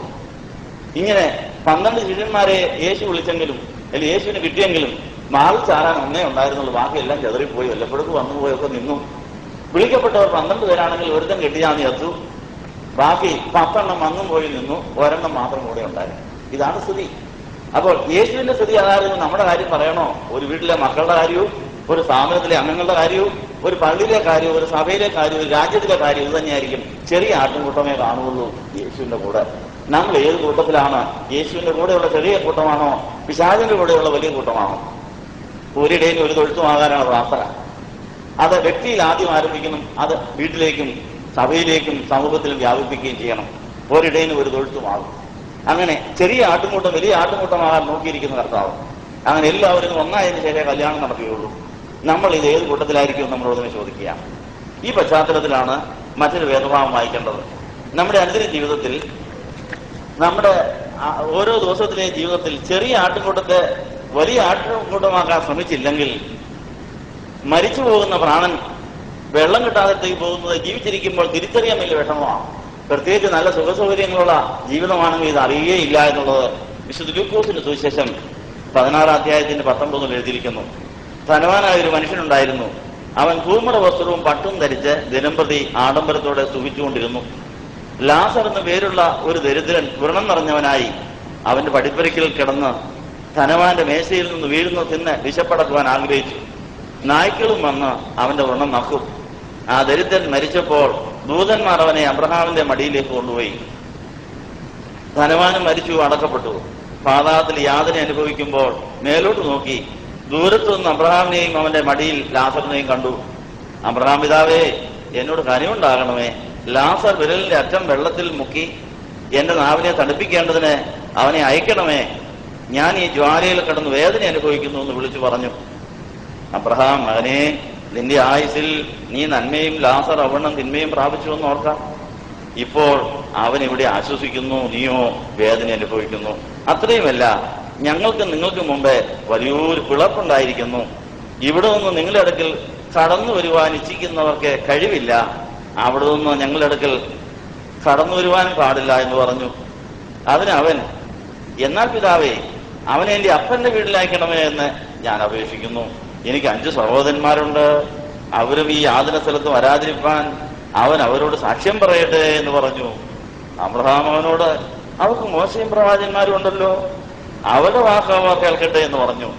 അതിന് അവൻ, അല്ലല്ല അബ്രഹാം പിതാവേ, മരിച്ചവരിൽ നിന്ന് ഒരുത്തൻ എഴുന്നേറ്റ് അവിടെ അടുക്കൽ ചെന്നു എങ്കിൽ അവർ മാനസാന്തരപ്പെടുമെന്ന് പറഞ്ഞു. അവൻ അവരോട്, അവർ മോശയുടെയും പ്രവാചകന്മാരുടെയും വാക്ക് കേൾക്കാഞ്ഞാൽ മരിച്ചവരിൽ നിന്ന് ഒരുത്തൻ എഴുന്നേറ്റ് ചെന്നാൽ വിശ്വസിക്കുകയില്ല എന്ന് പറഞ്ഞു. ഇങ്ങനെ ധനവാന്റെയും ലാസറിന്റെയും നമുക്ക് വളരെ പരിചയമുള്ളതാണ്. ഈ ധനവാൻ മരിക്കുന്നത് വരെ തന്റെ പ്രാണൻ, ഒരു ദിവസത്തെ പ്രാണൻ പോലും ഈ അബ്രഹാമിന്റെ കയ്യിൽ കിട്ടിയില്ല. അബ്രഹാം പർദീസായി ചെല്ലുന്ന പ്രാണക്കുട്ടികളെ വളർത്തുന്ന നേഴ്സറി സ്കൂളിന്റെ ഡയറക്ടറാണ്. ആ പിള്ളേരെ മടി വെച്ച് വളർത്തുക. അങ്ങനെ ഈ ഭൂമിയിൽ നിന്ന് ദൈവത്തിൽ ആശ്രയിച്ച് യഹോവയ്ക്ക് കിട്ടുന്ന പ്രാണക്കുട്ടികളെ വളർത്തുവാൻ നഴ്സറി സ്കൂളിന്റെ ഡയറക്ടറായിട്ട് അബ്രഹാമും ഇസാഖ് യാക്കോബും അവിടെ ഉണ്ട്. അവരെ അതിന്റെ ടീച്ചേഴ്സായിട്ടും ഡയറക്ടറായിട്ടും ഒക്കെ ഇരുന്ന് പ്രവർത്തിക്കുന്നു. അവരാണ് ഈ പ്രാണനെ വളർത്തിയെടുക്കുന്നത്. ഇവിടെ ഇതാ ധനവാനായിരിക്കുന്ന മനുഷ്യന്റെ ശരീരത്തിൽ നിന്ന് ഒരു ദിവസത്തെ പ്രാണം പോലും അങ്ങ് എന്നില്ല, മുഴുവൻ പാതാളത്തിൽ പോയി. എന്നാൽ കുഴപ്പം വല്ലതും ഉണ്ടായിരുന്നോ? അവൻ എന്തൊക്കെ ഉണ്ടായിരുന്നു? ധൂമ്ര വസ്ത്രം, പട്ട്, പിന്നെ ആഡംബരം, സുഖം, മണിമാളിക, പട്ടിക്കൂട്, ഇതെല്ലാം ഉണ്ടായിരുന്നു. വല്ല കുഴപ്പമുണ്ടോ? മഹാമനസ്കത, അതിനൊരു കുറവുമില്ല. കാരണം അവന് ഈ പഠിക്കൽ ഒരു പാവപ്പെട്ടം കിടക്കുന്നത് കിടക്കാൻ അനുവദിച്ചു. നമുക്കൊരു അനുവദിക്കുമോ? നീ അവിടെ കിടന്നോടാ, പട്ടിക്കിട്ടുന്നതിന് ബാക്കിയെങ്കിലും നീ കഴിക്കേ. ഞാൻ അത്രയ്ക്ക് മഹാമനസ്കനാണെന്ന് പറഞ്ഞ ഇയാൾ മേടെ കിടക്കുക, നീ ബാക്കി തൊട്ടി ഞാൻ ബാക്കിയവാൻ, നീ തെണ്ടി വന്ന് കിടക്കുന്നു എന്നൊക്കെ വിചാരിച്ചത്. പക്ഷെങ്കിൽ കാര്യം ഇതിലേ പോയി, പ്രാണൻ മുഴുവനും പാതാളത്തിലേക്ക് പോയി. ഒരു ചെറിയ ആട്ടിൻകൂട്ടം പോലും ആ ധനവാനില്ലായിരുന്നു. എന്നാൽ ലാസറിന്റെ പ്രാണൻ മുഴുവനും അബ്രഹാമിന്റെ മടിയിൽ ഒരു പുതിയ ശരീരം പ്രാപിച്ച്, ആത്മാവും ദേഹിയും ചേർന്ന് ഒരു പുതിയ ശരീരം പ്രാപിച്ചിട്ട് നഴ്സറി സ്കൂളിലെ ഡയറക്ടറുടെ മടിയിലായിരുന്നു. നോക്കണേ, നല്ല മിടുക്കൻ കൊച്ചനായോണ്ടാ മടിയിൽ കയറിയിരുന്നില്ലേ. അപ്പോൾ സ്കൂളിലാണേലും അഡ്മിഷൻ കിട്ടി മിടുക്കൻ പിള്ളേരെ ടീച്ചേഴ്സ് എടുത്തുകൊണ്ട് നടക്കും. എന്താ അത്രയ്ക്ക് പ്രിയമായിരിക്കും ഈ ലാസറിനോട്, അത്രയ്ക്ക് പ്രിയമായിരുന്നു. കാര്യം എന്നാ, അവൻ മിടുമിടുക്കനായിരുന്നു. കാര്യം ഒറ്റതൊക്കെ പ്രാണം പോലും പാതാളത്തിൽ കാണുന്നില്ല. അതാ മിടുക്കൻ. അപ്പോ സ്വർഗത്തിലെ അബ്രഹാമിന്റെ ഇസാഖിന്റെ യാക്കോബിന്റെ വാത്സല്യം പിടിച്ചു പറ്റണമെങ്കിൽ, സ്വർഗത്തിലെ അപ്പച്ചന്റെ വാത്സല്യം പിടിച്ചു പറ്റണമെങ്കിൽ ആരാ മിടുക്കർ? ഒരു ദിവസത്തെ പ്രാണം പോലും വിചാരം കൊടുക്കരുത്. ഒന്നും സന്ദേശപ്രകാരം ചെയ്യരുത്, എല്ലാം പ്രാർത്ഥിച്ചേ ചെയ്യാവൂ, ദൈവേഷ് അറിഞ്ഞേ ചെയ്യാവൂ. അതിനുള്ളിൽ നമുക്ക് സമയമുണ്ടോ? നമുക്ക് ഇഷ്ടമുള്ളതൊക്കെ ചെയ്തോളുമല്ലേ. കാര്യം നമ്മുടെ കയ്യിൽ നിന്ന് വിട്ടുപോയി കഴിയുമ്പോൾ പിന്നെ പ്രാർത്ഥനയൊക്കെ തുറന്നു പോയിരിക്കുന്നു, ഇനിയും പ്രാർത്ഥിക്കാൻ പോയി, പിന്നെ എന്താ വിശേഷം? അതുകൊണ്ട് കൈവിട്ട് പോകുന്നതിന് മുമ്പാ പ്രാർത്ഥിക്കേണ്ടത്. ഏത് കാര്യവും ദൈവത്തോട് ആലോചിച്ച് ദൈവത്തെ പ്രകാരം ചെയ്യുന്നവനെ ഈ വിലയേറിയ പ്രാണനെ അബ്രഹാമിന്റെ മടിയിൽ എത്തിക്കാൻ നോക്കൂ. നഴ്സറി സ്കൂളിൽ ചെന്നാൽ നഴ്സറി സ്കൂളിലും എല്ലാം പാസ്സായി കഴിഞ്ഞ് പ്രായപൂർത്തിയായി കഴിഞ്ഞാൽ കല്യാണം നടക്കും. ഇത് നഴ്സറി പോലും എത്തിയിട്ടില്ല. പിന്നെ എങ്ങനെയാ നഴ്സറി കഴിഞ്ഞ് എന്തെല്ലാം പഠിത്തം കഴിഞ്ഞാലേ കല്യാണം നടക്കുമെന്ന് അറിയാവോ? പ്രാണൻ മുഴുവനും മണവാട്ടിയായി കന്യകയായി പ്രായപൂർത്തിയായ കന്യകയായി തീരുന്നതിന് അനേക സ്കൂളുകളിൽ അനേകരുടെ മടിയിലൊക്കെ ഇരിക്കേണ്ടി വരും. അതിനുള്ള ആളുകളെ ദൈവമാക്കിയിരിക്കുന്നു. ഇതിന് നല്ല ചെലവുണ്ടെന്നാ പറഞ്ഞത്. ഇന്നത്തെ വേദഭാഗത്തിൽ ചെറിയ ആട്ടുകൂട്ടമേ ഭയപ്പെടണ്ട, ഈ നഴ്സറി സ്കൂളിൽ നിന്നും അങ്ങനെ ഉന്നത വിദ്യാഭ്യാസം വരെ കഴിക്കാൻ നല്ല ഫണ്ട് വേണമെന്നാ പറഞ്ഞത്. ഇതൊന്നും പറ്റുകയില്ല. എന്തൊക്കെ വേണം? ഉള്ളതെല്ലാം വിറ്റ് എല്ലാത്തിനോട് യാത്ര പറഞ്ഞ് ഈ അബ്രഹാമിന്റെ മടിയിലെത്താനുള്ള വഴി നോക്കുന്നതാണ് ഏറ്റവും നല്ലതെന്നാ പറഞ്ഞത്. നിങ്ങൾക്കുള്ള സമ്പാദ്യം മുഴുവനും വിഷ കൊടുത്താൽ അത് സ്വർഗത്തിലെ ബാങ്കിൽ കാണും. കള്ളനടക്കുകയോ ചെതിർ നശിപ്പിക്കുകയോ ചെയ്യാത്ത സ്ഥലമായ സ്വർഗത്തിൽ പഴകിപ്പോകാത്ത പണസഞ്ചിയും നശിച്ചു പോകാത്ത നിക്ഷേപവും കരുതിക്കൊള്ളുക. നിക്ഷേപം എവിടെയായിരിക്കുന്നു അവിടെയായിരിക്കും നിങ്ങളുടെ ഹൃദയം. അങ്ങനെ നമ്മുടെ ഓരോ ദിവസത്തെയും പ്രാണൻ ലോകത്തേക്കാൾ വലിയൊരു നിക്ഷേപമാണ്. അത് ബാങ്ക് ഓഫ് ഹെവനിൽ കാണണം, അത് അബ്രഹാമിന്റെ ബാങ്കിലെത്തണം, അത് യേശുവിന്റെ ബാങ്കിലെത്തണം. അതിന് നമുക്ക് തടസ്സമായി നിൽക്കുന്ന എല്ലാ തന്നിഷ്ടങ്ങളോട് യാത്ര പറയാം. ഇതൊന്നും മനസ്സിലാകാതെ ധനവാന്മാരായി ജീവിച്ചെങ്കിലും ദരിദ്രരായി വെള്ളം കിട്ടാതെ കിടക്കുന്ന പ്രിയപ്പെട്ടവരെന്ന് പാതാളത്തിൽ കിടപ്പുണ്ട്. അവർക്ക് വെള്ളം തൊട്ടു കൊടുക്കാൻ വേണ്ടി നമുക്കിന്ന് ഒരവസരം നേടിയിരിക്കുക. ആ ഊമയുടെ കാലത്ത്, ഊമ പറയുന്ന കാലത്ത് പാതാളവും അബ്രഹാമിന്റെ മടിയുമായിട്ട് വഴിയൊന്നുമില്ലായിരുന്നു, പിളർപ്പായിരുന്നു. പക്ഷെ യേശു ദുഃഖ ശനിയാഴ്ച വഴിയുണ്ടാക്കി. ദുഃഖ വെള്ളിയാഴ്ച കർത്താവ് മനുഷ്യജാതിക്ക് മുഴുവൻ വേണ്ടി മരിച്ചിട്ട് താൻ പാതാളത്തിലേക്ക് പോയി, പാതാളത്തിൽ നിന്ന് പർദീസയിലേക്ക് വഴിവെട്ടി. അതുകൊണ്ട് ആ ഉപമ കർത്താവിന്റെ മരണത്തിന് മുമ്പാണ് പറഞ്ഞത്. എന്നാൽ മരണത്തിന് ശേഷം കർത്താവ് പാതാളത്തിൽ പോയി. ഇന്ന് പാതാളത്തിൽ നിന്ന് പർദീസയിലേക്ക് വഴിവെട്ടിയിരിക്കുന്നുണ്ട്. വെള്ളം കിട്ടാതെ കിടക്കുന്നവർക്ക് വെള്ളം കൊടുക്കാൻ, ഇന്ന് അധികം ലഭിച്ചവർക്ക് അധികം പേരെ നേടുവാനുള്ള കൃപാവരങ്ങളുമായി നമുക്ക് അവിടേക്ക് പോകാൻ ആ യേശു ഇവിടേക്ക് വന്നിരിക്കുന്നു. യേശുവിന്റെ കൂടെ നമുക്ക് ആത്മലോകത്തിൽ വിഷമിക്കുന്നവരെ സന്ദർശിച്ച് അവരെ ആശ്വസിപ്പിച്ച് ഇന്ന് പ്രാപമായവരെ മറുവില കൊടുത്ത് പിശാചിനയിൽ നിന്ന് നേടിയെടുത്ത് അബ്രഹാമിന്റെ മടിയിൽ കൊണ്ടുപോകുവാൻ നെയ്യ ആരാധന ഉതകട്ടെ എന്ന് ആശംസിക്കുന്നു. അത് ഞാൻ നമുക്ക് എഴുന്നേൽക്കാം. അവനും പരിശുദ്ധ പ്രഭായിക്ക് യാതൊരു നോയത്തിന്റെ കണ്ണീരിലൊന്നും നീക്കുണ്ടായിരിക്കുക. വാങ്ങിപ്പോയ നമ്മുടെ എല്ലാ പ്രിയപ്പെട്ടവരെയും ഓർക്കുന്ന ഈ സുദിനത്തിൽ അനുഗ്രഹകരമായ നോയമ്പിനെ ഒരുങ്ങുന്ന ഈ സമയം നമുക്ക് മുമ്പായി ഈ ലോകത്തിൽ നിന്ന് കടന്നുപോയി യേശുവിലായിരിക്കുന്ന എല്ലാവരെയും നമുക്ക് ഓർക്കാം. കൊലോസ് ലേഖനം 3-ാം അധ്യായത്തിൽ ആദ്യം പറയുന്നത്, ഈ ഭൂമിയിൽ നിന്ന് മരിച്ച് ആത്മലോകത്തിലേക്ക് കടന്നുപോയി വിശ്വാസികളായി കടന്നുപോയവരെല്ലാം യേശുവിൻ്റെ ഉള്ളിലുണ്ടെന്നാണ് എഴുതിയിരിക്കുന്നത്. ഉയർത്തെഴുന്നേറ്റ യേശുവിൻ്റെ ശരീരം നമ്മുടെ ശരീരത്തിൽ വേറൊന്ന് പ്രാണൻ ഇരിക്കാനുള്ള മറ്റൊരു ശരീരമാണ്. അതിന് നിങ്ങൾ ആരെങ്കിലും നന്ദി പറഞ്ഞിട്ടുണ്ടോ? നമുക്ക് ഈ ഭൂമിയിൽ ഒരു ശരീരവും സ്വർഗത്തിൽ ഇങ്ങനെ രണ്ട് ശരീരങ്ങളുണ്ടെന്നുള്ള കാര്യം. ഈ ഭൂമിയിൽ മാതാപിതാക്കൾ കൂടെ നമുക്ക് ലഭിച്ചതായി ശരീരം നമ്മുടെ പ്രാണന് വളരുവാൻ, നമ്മുടെ ആത്മാവിന് കുടിയിരിക്കുവാൻ ഒരു വീടായി പിതാവായി ദൈവം വരാൻ സഭയിലൂടെ മാതാപിതാക്കളിലൂടെ നമുക്ക് കരുതി തന്നതിന് നമുക്ക് നന്ദി പറയാം. നമ്മുടെ ശരീരത്തിൽ നിന്ന് വേർപെടുന്ന പ്രാണൻ പാതാളത്തിൽ പോയാൽ അതിന് മൃത്യു മേയ്ക്കും. അത് യേശുവിന്റെ കുരിശു വഹിച്ച് യേശുവിന് വേണ്ടി മരിച്ച് യേശുവിൽ മരിച്ച് ഉയർത്തെഴുന്നേറ്റ് സ്വർഗാരോഹണം ചെയ്താൽ യേശുവിൽ എത്തിയിരിക്കും. നമ്മുടെ ഓരോ ദിവസത്തെയും പ്രാണൻ കർത്താവിന്റെ വേല തികച്ച് കഷ്ടങ്ങളിലൂടെ കുരിശെടുത്ത് ദൈവഹിതപ്രകാരം പിതാവിൽ പരമേൽപ്പിക്കപ്പെടേണ്ടതാണെന്ന കാര്യം പത്രോസ് പറയുന്നു. പത്രോസിന്റെ ലേഖനത്തിലുള്ള ആ കാര്യം. എല്ലാ ദിവസത്തെയും പ്രാണൻ, ഒരു ദിവസത്തെ പ്രാണൻ ഒരു ആട്ടുംകുട്ടിയാണ്. ആ ആട്ടുംകുട്ടിയെ പ്രസവിച്ച് വളർത്തുന്ന ആലയാണ് നമ്മുടെ ശരീരം. അങ്ങനെ ശരീരമാകുന്ന അമ്മയും നമ്മുടെ ആത്മാവാകുന്ന അപ്പനും കൂടി ചേർന്നുണ്ടാകുന്ന മകളാണ് നമ്മുടെ പ്രാണക്കുട്ടികൾ. അതൊരു കന്യകയായി യേശുവിന്റെ മണവാട്ടി സ്ഥാനത്തേക്ക് വളരേണ്ടതുമാണ്. ഓരോ ദിവസത്തെയും പ്രാണൻ ഉടയക്കാരൻ കയ്യിൽ ഏൽപ്പിക്കണം. നമ്മൾ പിതാവിന് വേണ്ടി ആടിനെ വളർത്തുന്നവരാണ്. ആടിനെ കൂലിക്ക് വളർത്തുന്നവരുണ്ടല്ലോ. പാവപ്പെട്ട പലരും ധനികരായ വീട്ടിൽ പോയി ആടിനെ വാങ്ങിച്ചുകൊണ്ട് വരും. എന്നിട്ട് അതിന് തീറ്റ കൊടുത്ത് വളർത്തുന്നു. ആട്ടുംകുട്ടിയെല്ലാം അവിടെ കൊണ്ട് കൊടുക്കണം. ഇവർക്ക് അതിന് കൂലിയും കിട്ടും.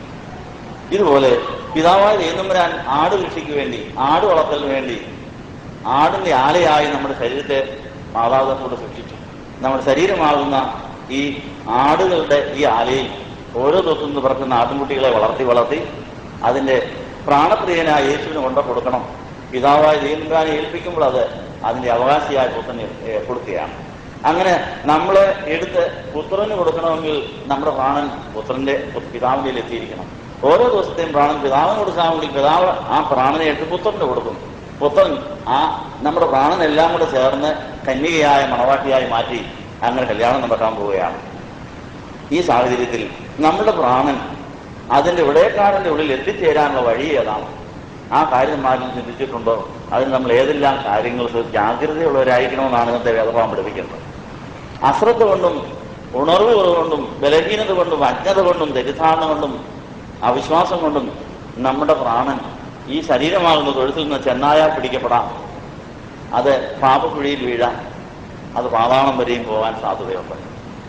നിങ്ങൾ ഇത്രയും നാളും ധ്യാനമന്ദിരത്തിൽ വന്നിട്ട് ഇനി ഒരു പ്രാർത്ഥന വിഷയം നിങ്ങൾക്ക് ഉണ്ടായിട്ടുണ്ടോ? ലോകത്തെക്കാൾ വിലയുള്ള, ലോകത്തിലേക്ക് ഏറ്റവും വിലയേറിയ ഞങ്ങളുടെ ഒരു ദിവസത്തെ പ്രാണൻ, ആ പ്രാട്ടുംകുട്ടി ഇന്നിപ്പോൾ ആരുടെ കയ്യില, ഏത് ആലയിലാണെന്ന് നിങ്ങൾ അന്വേഷിച്ചിട്ടുണ്ടോ? നിങ്ങൾ ഏത് കാര്യത്തിന് വേണ്ടി പ്രാർത്ഥിക്കാൻ ഞങ്ങളോട് ആവശ്യപ്പെട്ടാലും ദൈവാത്മാവ് ഞങ്ങളോട് പറഞ്ഞിരിക്കുന്നത് അവരുടെ കാര്യത്തിന് വേണ്ടി അല്ല, അവർ പറഞ്ഞ കാര്യത്തിന് വേണ്ടി അല്ല പ്രാർത്ഥിക്കേണ്ടതാണ്. നിങ്ങൾ എത്ര ശതമാനം പ്രാണൻ സ്വർഗത്തിലെ ആലയിലുണ്ടെന്ന് നോക്കിയിട്ടേ നിങ്ങളുടെ കാര്യം എടുക്കുകയുള്ളൂ. അതുകൊണ്ട് ഇവിടുത്തെ കമ്പ്യൂട്ടറിൽ 74-75 ചോദ്യാവലി ഉണ്ടപ്പോൾ വരുന്നവരുടെ ആവശ്യങ്ങൾ അന്വേഷിക്കാൻ വേണ്ടി സ്കാനിങ് മെഷീനിൽ ദൈവാത്മാവ് ചെയ്തിട്ടിരിക്കുകയാണ്. നിങ്ങൾ ചോദിച്ചാലില്ലെങ്കിലും ഈ 75 കൂട്ടം കാര്യങ്ങൾ നിലവാരം അറിഞ്ഞിട്ട് ഏതെങ്കിലും അനുഗ്രഹം തരികയുള്ളൂ. അതിനാ 7 പ്രാവശ്യം വാ, പല പ്രാവശ്യം വാ, ഇവിടെ വാ, അവിടെ വാ എന്നൊക്കെ പറയുന്നത് ഇതിന് മറുപടി കിട്ടാൻ വേണ്ടി. ഇതറിയാതെ സ്വർഗത്തിൽ നിങ്ങളുടെ നിക്ഷേപത്തുണ്ടെന്നറിയാതെ നിങ്ങളുടെ പ്രാണൻ യേശുവിൽ ആയോ ഇല്ലെന്നറിയാതെ എന്തെല്ലാം വീട്ടിൽ എന്താ ഗുണം? ഈ കാര്യം നിങ്ങൾ അറിഞ്ഞിരിക്കണം. അതുകൊണ്ട് നമ്മുടെ അച്ഛൻ്റെ ജീവിതത്തിൽ നമ്മുടെ ആട്ടിൻകൂട്ടം ചെറിയതാണോ വലുതാണോ? യേശു മരിക്കുന്നതിന് മുമ്പ് യേശുവിന്റെ വചനം കേട്ടുകൊണ്ടിരുന്ന ശിഷ്യൻ സമൂഹത്തിൽ യേശുവിന്റെ ഉള്ളിൽ കിട്ടിയ പ്രാണൻ ഒരു ചെറിയ കൂട്ടം മാത്രമായിരുന്നു. യേശുവിന്റെ പരസ്യ ശുശ്രൂഷ സമയത്ത് തന്റെ മുമ്പിൽ നിന്ന് വചനം കേട്ടുകൊണ്ടിരുന്നവരുടെ പ്രാണന്റെ ഭൂരിഭാഗവും പാതാളത്തിലായിരുന്നു. എന്നാൽ യേശുവിന്റെ കൂടെ നടന്ന ശിഷ്യന്മാരുടെ പ്രാണൻ ഓരോ ദിവസം കിട്ടിക്കൊണ്ടേയിരുന്നു. അപ്പോൾ 3.5 കൊല്ലം യേശുവിന് പറയാൻ ശിഷ്യന്മാരുടെ 3.5 കൊല്ലത്തെ പ്രാണൻ യേശുവിന്റെ ഉണ്ട്. എന്നാൽ തന്നിഷ്ടത്തിൽ അവർ ജീവിച്ചൊരു കാലമുണ്ട്. അപ്പോഴത്തെ പ്രാണൻ പിശാചിലേക്ക് തന്നെ കിടക്കുക. അപ്പോൾ യേശുവിന്റെ പിന്നാലെ ഇറങ്ങിപ്പുറപ്പെട്ട് യേശുവിന്റെ പ്രസംഗം കേട്ടുകൊണ്ടിരുന്ന, യേശുവിന്റെ മരണത്തിന് മുമ്പ് തന്നെ അനുഗമിച്ച ശിഷ്യരുടെ ചെറിയ ആട്ടിൻകൂട്ടം മാത്രമേ ഭയമില്ലാതെ യേശുവിന്റെ ആലയിൽ ഉണ്ടായിരുന്നുള്ളൂ. ഭൂരിഭാഗം ആട്ടിൻകുട്ടികളും പ്രാണക്കുട്ടികളും പാതാളത്തിൽ കിടന്ന് അയ്യം വിളിക്കുകയായിരുന്നു. ഞങ്ങൾക്ക് ആരുമില്ലേ, ഞങ്ങളെ നോക്കാൻ ആരുമില്ലേ, മരണം ഞങ്ങളെ പേടിപ്പിക്കുന്നു എന്ന് പറഞ്ഞ് അങ്ങനെ മരണത്തിന്റെ തടവറയിലായിരുന്നു. യേശു മരിച്ചു ഉയർത്തെഴുന്നേറ്റ് സ്വർഗ്ഗാരോഹണം ചെയ്ത് കൊല്ലം 2000 കഴിഞ്ഞു.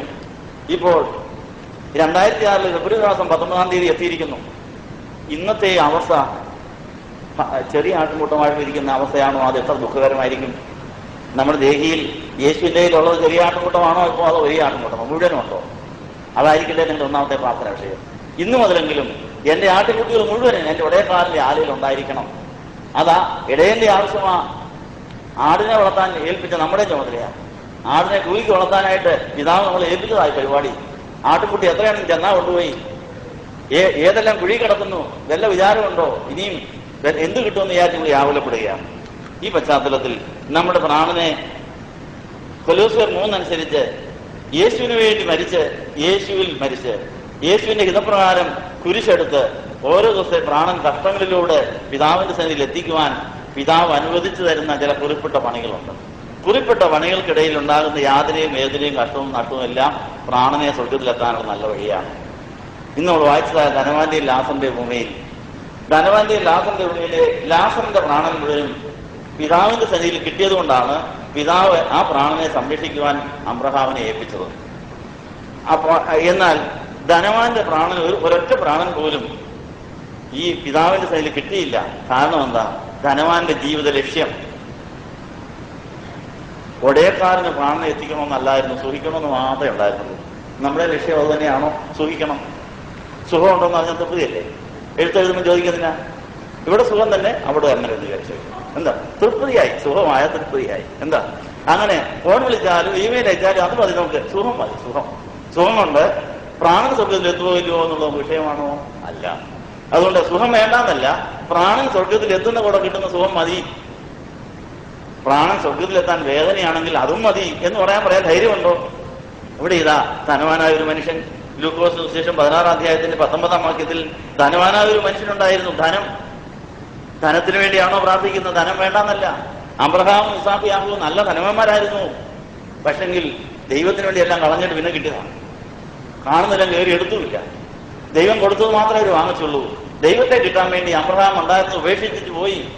വിഗ്രഹാരാധനയുടെ നാട്ടിൽ നിന്നും അബ്രഹാം ഇറങ്ങിപ്പുറപ്പെട്ടു. പറഞ്ഞ മിനിറ്റിൽ ഇറങ്ങി. ഒന്നും കെട്ടിപ്പിടിച്ചുകൊണ്ട് കിടന്നില്ല. പ്രാണൻ സ്വർഗത്തിലെത്തിക്കാനുള്ള ഒന്നാമത്തെ വഴി ദൈവം പറയുന്നിടത്ത് നിന്ന് ഇറങ്ങുക, ദൈവം പറയുന്നിടത്തേക്ക് പോവുക, വിടാൻ പറയുന്നത് വിടുക, എടുക്കാൻ പറയുന്നത് എടുക്കുക, പോകാൻ പറയുന്നതിലേക്ക് പോവുക. അങ്ങനെയാണോ ഇപ്പൊ പോകുന്നത്? അപ്പൊ സുഖത്തിന് 2ാം സ്ഥാനമേ ഉള്ളൂ. ഉള്ള വീട്ടിൽ കിടന്നുറങ്ങുന്ന നല്ല സുഖം, ഉള്ളതെല്ലാം കെട്ടിപ്പിറകി യാത്ര ചെയ്ത വല്ല സുഖമുണ്ടോ? പക്ഷെങ്കിൽ യേശു പിതാവ് പറഞ്ഞിട്ടാണ് യാത്രയെങ്കിൽ ആ യാത്രയിലെ അസൗകര്യങ്ങൾ പ്രാണനെ സ്വർഗത്തിൽ എത്തിക്കാനുള്ള ആഗ്രഹമാണ്. അബ്രഹാം ഇന്ന് പ്രാണക്കുട്ടികളെ വളർത്തുന്ന നഴ്സറി സ്കൂളിന്റെ ഡയറക്ടറായതിന്റെ കാര്യം എന്നാ? അബ്രഹാമിന് നല്ല സുഖസൗകര്യങ്ങളുള്ള ഒരു പട്ടണം ഉണ്ടായിരുന്നു, നല്ല കുടുംബക്കാരുണ്ടായിരുന്നു, നല്ല വിഗ്രഹങ്ങളെ ആരാധിക്കുന്ന അനേക ദേവന്മാരും ഉണ്ടായിരുന്നു. സമ്പന്നനായിരുന്നു, ദേവന്മാരിൽ സമ്പന്നനായിരുന്നു അബ്രഹാമിന്റെ കുടുംബം. അനേക ദേവന്മാരെയും ദേവികളെയും ഒക്കെ ആരാധിക്കുന്ന ഒരു സ്ഥലം. എല്ലാ സുഖസൗകര്യങ്ങളോടെ ഉണ്ട്. പക്ഷേ അബ്രഹാമിനെ അവിടുന്ന് ഇറങ്ങാൻ പറഞ്ഞിറക്കി. അന്യദേവന്മാരോട് യാത്ര പറഞ്ഞിട്ട് വിളിക്കപ്പെട്ട ദൈവത്തിന് വേണ്ടി മാത്രം ഇറങ്ങി പുറപ്പെട്ടു. അങ്ങനെ ദൈവം പറഞ്ഞ സ്ഥലത്തേക്ക് ഏത് അസൗകര്യവും സഹിച്ച് സുഖം വേണ്ടാന്ന് വെച്ചിട്ട് ദൈവം പറയുന്ന സ്ഥലത്തേക്ക് പോകുമ്പോൾ അതിന്റെ ഇടയ്ക്ക് കിട്ടുന്ന സുഖം മതി. സുഖത്തിന് 2ാം സ്ഥാനം. 1ാം സ്ഥാനം ദൈവത്തിനും ദൈവത്തിന്റെ പദ്ധതിക്കുമാണെങ്കിൽ പ്രാണനെ എത്തുകയുള്ളൂ. അറിഞ്ഞോ അറിയാതെയോ സുഖത്തിന് 1ാം സ്ഥാനം നമ്മുടെ ഹൃദയത്തിൽ ആയിപ്പോയി. കാര്യം എന്നാ? ജന്മനാ നമുക്കതാ കിട്ടിയത്. ഏതാ? നമ്മളെല്ലാവരും അമ്മമാരുടെ ഉദരത്തിൽ 9 മാസം എയർ കണ്ടീഷൻ മുറിയിൽ കിടന്നങ്ങ് സുഖിച്ചെന്നും കൊതിച്ചെന്നും അങ്ങ് കൊതി മൂത്തുപോയി. ഏതാ? ഫ്രീ ആയിട്ട് അപ്പനും അമ്മയും സുഖം ഇന്ന് തന്നു. അങ്ങനെ നമുക്ക് വളരാനൊക്കെ ഉള്ളൂ. അതിന് നമുക്ക് അർഹതയുള്ളതല്ല. നമ്മൾ 9 മാസം അങ്ങനെ സുഖമായിട്ട് അങ്ങനെ കടന്നു കൊടുത്ത് അങ്ങ് സുഖിച്ചങ്ങ് പഠിച്ചുപോയി. ഇനി അത് വേണം പറഞ്ഞ് ഇപ്പോഴും നമ്മൾ വാഞ്ചിക്കുക. അന്നത്തെ സുഖം എന്നാ എനിക്ക് തരാത്തെന്ന് പറഞ്ഞാൽ അപ്പനോട് അമ്മയോടും പറഞ്ഞത്. എന്നാൽ അത് വളർച്ചയ്ക്ക് വേണ്ടി ദൈവം അഡ്വാൻസ് തന്നതാണ്. എന്നും അതിന്റെ ആവശ്യമില്ലാതെ കുറഞ്ഞു വരണം എന്നുള്ളതാണ് ഇതിന്റെ വേദവാൻ പഠിപ്പിക്കുന്നത്. അതുകൊണ്ട് ധനവും മാനവും ജീവനും നമുക്ക് അത്യാവശ്യമാണെങ്കിലും, ധനവും സുഖവും സംതൃപ്തിയൊക്കെ അത്യാവശ്യമാണെങ്കിലും ദൈവം തരുമ്പം മതി, തരുന്നിടത്തോളം മതി, തരുന്ന ദൈവം അനുവദിച്ച വിധത്തിൽ മതി എന്ന് പറയുന്നവർക്ക് മാത്രമേ സ്വർഗത്തിൽ നിക്ഷേപം സ്വരൂപിക്കാൻ സാധിക്കുകയുള്ളൂ. ധനവാനായ ഒരു മനുഷ്യൻ ഉണ്ടായിരുന്നു. അവന്റെ ധനം അവനെ പാതാളത്തിലെത്തിച്ചു. അപ്പൊ നമ്മുടെ ധനത്തിൽ നമ്മളെ പാതാളത്തിലെത്തിക്കാനേ കഴിയുള്ളൂ. പിന്നെ എന്തിനാ ധനം? അതുകൊണ്ടാണ് ദരിദ്രരായ ഭാഗ്യവാന്മാർ സ്വർഗരാജ്യം ഉൾപ്പെടുന്ന നേതാവ് പറഞ്ഞത്. അതുകൊണ്ട് ധനം ഉണ്ടാക്കുന്നതിന് മുമ്പ് ധനം പ്രാണനെ സ്വർഗത്തിലെത്തിക്കാൻ തടസ്സമാണെങ്കിൽ അതിനെ യേശുവിന് വേണ്ടി വിൽക്കണമെന്നാണ് പറഞ്ഞതിന്റെ അർത്ഥം. ഇതെല്ലാം മനോഭാവത്തിൽ വരുന്ന വ്യത്യാസമാണ്. നമ്മുടെ ജീവിതത്തിലെ ധനമാണ് നമ്മുടെ പ്രാണനെ പാതാളത്തിൽ കളയുന്നെങ്കിൽ ആ ധനം ദരിദ്രർക്ക് കൊടുക്കണമെന്ന് പറഞ്ഞതിന്റെ കാര്യം അത് ഏറ്റവും ദരിദ്രനായ യേശുവിന് തന്നെ കൊടുത്താൽ മതി. യേശുവിന്റെ വകയാന്ന് പറഞ്ഞാൽ അവൻ എഴുതി കൊടുത്താൽ പിന്നെ എന്റേതല്ല യേശു പറയുന്ന പോലെയാണ് കൈകാര്യം ചെയ്യുന്നത്. അങ്ങനെയാണെങ്കിൽ ഒരു പള്ളിയിലെ കൈക്കാരൻ ആ പള്ളിയിലെ പണം കൈകാര്യം ചെയ്യുന്ന മനോഭാവത്തിലാണ് നമ്മളിരിക്കുന്ന പണവും ധനവും മാനവും ഉപയോഗിക്കുക. ഇത് എന്റേതല്ല, ഇത് ഞാൻ എന്റെ പ്രാണനെ സ്വർഗത്തിൽ എത്തിക്കാൻ വേണ്ടി യേശുവിന് വിറ്റതാണ്. യേശുവിന് വിറ്റ് കഴിഞ്ഞപ്പോൾ യേശു അത് എന്നെ കൈക്കാരനാക്കിയിരിക്കുന്നു മാത്രം. ആ ബോധം നമുക്കുണ്ടോ? നമുക്ക് ഇട്ടിരിക്കുന്ന വീട്, ധനം, നമ്മുടെ വസ്തുവകകൾ, നമ്മുടെ ഉപകരണങ്ങൾ എല്ലാം സ്വർഗത്തിൽ പോകണമെങ്കിൽ, യേശുവിന് ശിഷ്യനാകണമെങ്കിൽ, പ്രാണൻ സ്വർഗത്തിൽ എത്തണമെങ്കിൽ, സ്വർഗത്തിലെ ബാങ്കിൽ നിക്ഷേപം വേണമെങ്കിൽ ഇന്ന് തന്നെ എഴുതി കൊടുക്കണം. ഉടനെ തന്നെ എഴുതുക, കർത്താവേ ഞാൻ ഇതിനെ കൊണ്ടു കടന്നു, എന്റെ പ്രാണൻ അതെല്ലാം പാതാളത്തോട് വലിച്ചു, ആ പരിപാടി ഇനിയും വേണ്ട, എനിക്ക് ഒന്നും ഇനിയില്ല, ഞാൻ ദരിദ്രൻ, ദൈവരാജ്യത്തിന് വേണ്ടി ഞാൻ ദരിദ്രനായിരിക്കുന്നു, ഉള്ളതെല്ലാം യേശുവിന്റെയാണ്, യേശുവാണ് ലോകത്തിലേക്ക് ഏറ്റവും വലിയ ദരിദ്രൻ, ആ ദരിദ്രൻ ഞാൻ വിറ്റിരിക്കുന്നു, ആധാരം നിന്റെ കൈ പിടിച്ചു, എന്നെ ഏൽപ്പിക്കുന്നു മാത്രം ഞാൻ ചെയ്താന്ന് പറയാൽ പിന്നെ നമുക്ക് പണത്തെക്കുറിച്ച് ആവലാതിയില്ല, വേവലാതിയില്ല. പോയാൽ യേശുവിന് പോയി, കിട്ടിയ അവന് കിട്ടി, അവൻ പറയുന്ന പോലെ ചെയ്യാം. ഏത് വന്നാലും കണക്കെഴുതി സൂക്ഷിക്കുക, ആര് ചോദിച്ചാലും കർത്താവിനോട് ചോദിക്കുക, ഇയാൾ കൊടുക്കാനുള്ളത് നീ എന്നെ ഏൽപ്പിച്ചിട്ടുണ്ടോ? ഇത് രണ്ടറിഞ്ഞാൽ മതി, വേറൊന്നും അറിയണ്ട. അപ്പോൾ നമ്മുടെ പണം നമ്മുടെ പ്രാണനെ സ്വർഗത്തിലെത്തിക്കും. രണ്ടാമത്തെ കാര്യം, ധൂമ്ര വസ്ത്രം. നമ്മുടെ വസ്ത്രം നമ്മളെ പ്രാണനെ സ്വർഗത്തിൽ അപഹരിക്കുന്നുണ്ടോ? നമ്മൾ ധരിച്ചിരിക്കുന്ന വസ്ത്രം, വസ്ത്രത്തിന് വേണ്ടിയുള്ള പരക്കം പാച്ചിൽ, നമ്മൾ ധരിക്കുന്ന വസ്ത്രം, നമുക്കുള്ള വസ്ത്രം, അത് പ്രാണനെ സ്വർഗത്തിൽ എത്തിക്കുന്നതാണോ അതോ പാതാളത്തിലേക്ക് കൊണ്ടുപോകുന്നതാണോ? ഈ പുരോഹിതൻ ധരിച്ചിരിക്കുന്ന വസ്ത്രം നിങ്ങളുടേതും കൂടിയാണ്. വിശുദ്ധ വസ്ത്രം എന്ന് അതിന്റെ പേര്. വിശുദ്ധ അലങ്കാരം ധരിച്ച് യഹോവയെ നമസ്കരിച്ചാൽ പ്രാണനും ജീവനും ശക്തിയും സ്വർഗത്തിലെത്തുമെന്ന് 29-ാം സംഖ്യത്തിൽ എഴുതിയിരിക്കുന്നു. വന്നിരിക്കുന്ന ജനങ്ങൾക്ക് മുഴുവൻ വേണ്ടിയാണ് പുരോഹിതൻ ഈ വിശുദ്ധ വസ്ത്രം ധരിച്ചിരിക്കുന്നത്. ഇവിടെ തന്നെ വെച്ചേച്ച് പോവുക, കൊണ്ട് നടക്കുക. എന്താ ഈ വിശുദ്ധ വസ്ത്രം? നമ്മൾ സർവായുധവർഗം ധരിച്ചുകൊണ്ട് തിന്മയുടെ കയ്യിൽ നിന്ന് പ്രാണനെ വലിച്ചെടുത്ത് അതിനെ സ്വർഗത്തിൽ കൊടുക്കുവാനുള്ള ഒരു പടച്ചട്ടയാണ്. ബലാത്കാരികൾക്ക് മാത്രമേ ദൈവരാജ്യത്തിലേക്ക് പ്രാണനെ അയക്കാൻ സാധിക്കുകയുള്ളൂ. ഇതിനെ താഴോട്ട് വലിക്കുന്ന തിന്മയുടെ ശക്തിയുടെ കയ്യിൽ നിന്ന് തട്ടിപ്പറിച്ചെടുത്ത് വേണം ഇത് മുകളിലേക്ക് വിടാൻ. അതിന് നമ്മുടെ വസ്ത്രം വിശുദ്ധമായിരിക്കണം. പക്ഷെങ്കിൽ ഈ ധനവാന്റെ ധൂമ്ര വസ്ത്രം, അതിനിവിടെ പട്ടുണ്ടായിരുന്നു. പട്ടും ധൂമ്ര വസ്ത്രവും അത് ജഡമോഹത്തിന്റെയും കൺമോഹത്തിന്റെയും ജീവനത്തിന്റെ പ്രതാപത്തിന്റെയും പകിട്ട് കാണിക്കാൻ വേണ്ടി അണിഞ്ഞതായിരുന്നു. അതുകൊണ്ട് അവന്റെ പ്രാണൻ പാതാളത്തിലേക്ക് പോയി. ദിനം പ്രതി ആഡംബരത്തോടെ സുഖിച്ചുകൊണ്ടേയിരുന്നു. എല്ലാ ദിവസവും ആഡംബരത്തിന് കുറവില്ല, ലക്ഷറി ആഡംബരങ്ങൾ, ആ സുഖം തന്റെ പ്രാണനെ പാതാളത്തിലേക്ക് കളഞ്ഞുകൊണ്ടിരുന്നു. അതുകൊണ്ട് നമ്മുടെ ഇന്നത്തെ ഏതെങ്കിലും പരിപാടി, ആഡംബരമോ വസ്ത്രമോ വാഹനമോ വസ്ത്രധാരണമോ, നമ്മുടെ ചിന്താഗതി ഏതെങ്കിലും പ്രാണനെ പാതാളത്തിലേക്ക് കളയുന്നതാണെങ്കിൽ നട്ടക്കച്ചവടമാണത്. ലോകത്തെക്കാൾ വലിയ പ്രാണനാണ് പിശാച് കൊണ്ടുപോകുന്നത്. പിശാച് അതിനെ ഭൂതങ്ങളാക്കി മാറ്റും. അത് നമ്മളെ വീണ്ടും അപഹരിക്കാൻ വരും. ഈ ധനവാന്റെ ചിത്രം നമ്മൾ കേട്ടു. ഇനി ലാസറിന്റെ പ്രാണൻ അബ്രഹാമിന്റെ മടിയിലെത്താനെന്ന കാരണം തന്നെ അവൻ ദരിദ്രനായിരുന്നു. ദാരിദ്ര്യത്തിനെ ആരെങ്കിലും സ്നേഹിക്കുമോ? ദാരിദ്ര്യത്തിന് ആരെങ്കിലും നന്ദി പറയുമോ? യേശു തന്റെ ഗിരിപ്രഭാഷണം കേട്ട ദരിദ്രരെ അഭിനന്ദിച്ചു. ദരിദ്രരെ, നിങ്ങൾ ഭാഗ്യവാന്മാരാണ്, നിങ്ങളുടെ പ്രാണൻ യേശുവിലേക്ക് കയറിക്കൊണ്ടിരിക്കുന്നു പറഞ്ഞു. അതുകൊണ്ട് സന്യാസിമാരാകാൻ വയ്ക്കപ്പെട്ടവർ ഉള്ളതെല്ലാം വിടാൻ പറഞ്ഞു, എല്ലാം ഉപേക്ഷിക്കാൻ പറഞ്ഞിട്ട് അവരെ കൃത്രിമമായി ദരിദ്രരാക്കിയിട്ടാണ് ദൈവരാജ്യത്തിലേക്ക് പ്രവേശിപ്പിക്കുന്നത്. എല്ലാം ഉപേക്ഷിക്കുക, യേശു മാത്രം മതി എന്ന് പറയുക. ആ ദാരിദ്ര്യം, എല്ലാ തരത്തിലും ദാരിദ്ര്യത്തിന്റെ വ്രതം അതൊരു വ്രതമാണെന്ന് പറഞ്ഞു. അതുകൊണ്ട് ദാരിദ്ര്യം, അനുസരണം, ബ്രഹ്മചര്യം, ഇത് മൂന്നും വ്രതമായി ഏറ്റെടുത്തിട്ടുള്ളവരാണ് ഈ ഭൂമിയിൽ വെച്ച് മാലാഖമാരായിട്ട് മാറുന്നത്. ഈ ഭൂമിയിലെ മാലാഖമാരെന്നാണ് സന്യാസിമാരെ പിതാക്കന്മാർ വിശേഷിപ്പിക്കുന്നത്. യേശുവിന് വേണ്ടി എല്ലാം ഉപേക്ഷിച്ചവർ, യേശു മാത്രം മതി എന്ന് പറയുന്നവർ പ്രാണൻ നേരിട്ട് മുകളിലോട്ട് കയറി പോവുകയാണ്. ഏലിയാവിനെ പോലെ ഉടലോടെ അവിടെ പ്രാണൻ സ്വർഗത്തിലേക്ക് കയറുകയാണ്. ഈ ഭൂമിയിലെ സന്യാസിമാർ, ഈ ഭൂമിയിലെ വൃതസ്ഥരായിരിക്കുന്നവർ, അവർ മാലാഖമാരെ പോലെ പറക്കുന്നവരാണ്. അവിടെ പ്രാണൻ താഴോട്ട് പോവുകയില്ല എന്ന് പറഞ്ഞിട്ട് കാരണം അതുപോലെ ഈ ദൈവഹിതപ്രകാരം മാത്രം ഈ മൃഗത്തിന്റെ ചട്ടക്കൂടിൽ പ്രാണനെ സ്വർഗത്തിലേക്ക് വിടുകയാണ്. ലാസറിന്റെ ദാരിദ്ര്യം, ലാസറിന്റെ വ്രണം, അതും തന്നെ പ്രാണനെ സ്വർഗത്തിലെത്തിക്കുവാൻ സഹായകരമായിരുന്നു. നമ്മുടെ ശരീരത്തിലെ മുറിവുകൾ, വേദനകൾ, യാതനകൾ മുതലായവ പ്രാണനെ സ്വർഗത്തിലെത്തിക്കാൻ സഹായകരമാണ്. അതുകൊണ്ടാണ് ദൈവം അനുവദിക്കുന്നത്. അതുകൊണ്ട് ഒരു വ്രണം വന്നാൽ ഉടനെ അത് സുഖപ്പെടണമെന്നല്ല പ്രാർത്ഥിക്കുന്നത്. കർത്താവ് ഒരു വ്രണം വന്നു കിട്ടി, ഒരു മുറിവ് ഉണ്ടായി കിട്ടി, ഒരു അസുഖം വന്നു കിട്ടി, ഇതിലൂടെ എന്റെ പ്രാണനെ സ്വർഗത്തിലെത്തിക്കാനുണ്ടെങ്കിൽ അത് കഴിഞ്ഞിട്ട് അസുഖം മാറിയാൽ മതി എന്ന് പറയാൻ ധൈര്യമുണ്ടോ? യേശു രോഗം ശീലിച്ചവനായിരുന്നുകൊണ്ടാണ് തന്റെ കിട്ടിയ പ്രാണനെ പിതാവിന് കൊടുത്തുകൊണ്ടിരുന്നത്. അതുകൊണ്ട് രോഗത്തിനും വ്രണങ്ങൾക്കും എല്ലാം പ്രാണന്റെ രക്ഷയ്ക്ക് സഹായകരമായ ഒരു വശമുണ്ടെന്നുള്ള കാര്യം ഓർപ്പിക്കുന്നു. പഠിപ്പരിക്കലാണ് അവൻ കിടന്നത്. അവന്റെ കിടപ്പ് പഠിപ്പരിക്കലായിരുന്നു. നമ്മുടെ കിടപ്പ് എവിടാണ്? നമുക്ക് ആർക്കെങ്കിലും പഠിപ്പരിക്കൽ കിടന്ന ഉറക്കം വരുമോ? നത്ത എത്ര എണ്ണം ഉണ്ടെങ്കിലും സുഖം വരുമോ? എന്നിട്ട് തന്നെ ഉറക്കഗുളിയോടെ കഴിച്ചാൽ എന്നാൽ ഇവിടെ ഇയാൾക്ക് പടിപ്പരയ്ക്കൽ കിടന്നിട്ട് സുഖമായിട്ട് ഉറങ്ങാനൊക്കുന്നു. വ്രണം നിറഞ്ഞവനാണെങ്കിൽ ഉറക്കത്തിനൊരു കുഴപ്പമില്ലായിരുന്നു. അവന്റെ വ്രണവും അവന്റെ പടിപ്പരയ്ക്കലെ കിടപ്പും അവന്റെ ആഹാരം എച്ചിലായിരുന്നു, നായ്ക്ക് കൊടുക്കുന്നതിന്റെ ബാക്കിയായിരുന്നു. എന്നിട്ടും അവന് അതിൽ അസംതൃപ്തി ഇല്ലായിരുന്നോ നന്ദി പറഞ്ഞു. എന്താ കാര്യം എന്നറിയാവോ? അവൻ അവിടെ ദൈവത്താൽ നിയോഗിക്കപ്പെട്ടു വന്ന് കടന്നതാണ്. ദൈവത്തിന്റെ പ്രവാചകനായി മോശയുടെയും പ്രവാചകന്മാരുടെയും ശബ്ദം കേട്ടിട്ടാണ്, ദൈവ നിയോഗപ്രകാരമാണ് പഠിപ്പിക്കൽ വന്ന് കടന്നത്. ദൈവത്തിന്റെ കൽപ്പന പ്രകാരം അവന്റെ പ്രാണനെ സ്വർഗത്തിൽ എത്തിക്കാൻ വേണ്ടി ദൈവം നിയോഗിച്ച കാര്യം കുറിപ്പിട്ട പണിയായിരുന്നു ഈ ധനവാന്റെ പടിക്ക് പോയി കിടക്കുക എന്നുള്ളത്. അത് കുറിപ്പിൽപ്പെട്ട കാര്യമാണെന്ന് അറിയാവുന്നതുകൊണ്ടാണ് പോയി കിടന്നത്. അങ്ങനെ ദൈവം നമ്പുരാന്റെ കുറിപ്പിൽ ഇങ്ങനെ ഒരു പരിപാടി ഉണ്ടെന്നാണ് നമ്മളിവിടെയും പോയി കിടക്കുമോ? കിടക്കാൻ സമ്മതിക്കുമോ? നല്ല ഒന്നാം വീട് ഉള്ളപ്പം അവിടെയാ ചോദ്യം. അതുകൊണ്ട് കുറിപ്പിൽപ്പെട്ടതാണെന്ന് മാത്രമേ അറിയാവൂ, ചോദിക്കാവൂ. എവിടെയും കിടക്കാൻ തയ്യാറാകണം, എവിടെയും ഉറങ്ങാൻ തയ്യാറാകണം. പക്ഷേ ദൈവം കൽപ്പിച്ചെടുത്ത സമയത്തായിരിക്കണം. അത് പ്രാണനെ സ്വർഗത്തിലെത്തിക്കുമെന്ന് പറഞ്ഞിരിക്കുന്നു. അങ്ങനെ വ്രണം നിറഞ്ഞവനായവൻ പടിപ്പുരയ്ക്കൽ കിടന്നു. ധനവാന്റെ മേശയിൽ നിന്ന് വീഴുന്നു, തിന്ന് വിശപ്പടക്കി. അവൻ ചോദിച്ചു പോലുമില്ല, ചെണ്ടാൻ പോയില്ല. അവൻ അവിടെ കിടന്ന് പ്രാർത്ഥിച്ചു, പറയേണ്ടത് പറഞ്ഞു, ചെയ്യേണ്ടത് ചെയ്തു. അവൻ അവിടെ കിടക്കുമ്പോൾ ധനവാന്റെ മേശയിൽ നിന്ന് വീഴുന്നത് വേലക്കാരും കൊണ്ടു കൊടുക്കുമായിരുന്നു. വിശപ്പടക്കിയത് അങ്ങനെയാണ്, ചോദിച്ചു പോലുമില്ല, കിട്ടുന്നത് മാത്രം കഴിച്ചു, കിട്ടുന്നതോട് തൃപ്തിപ്പെട്ടു.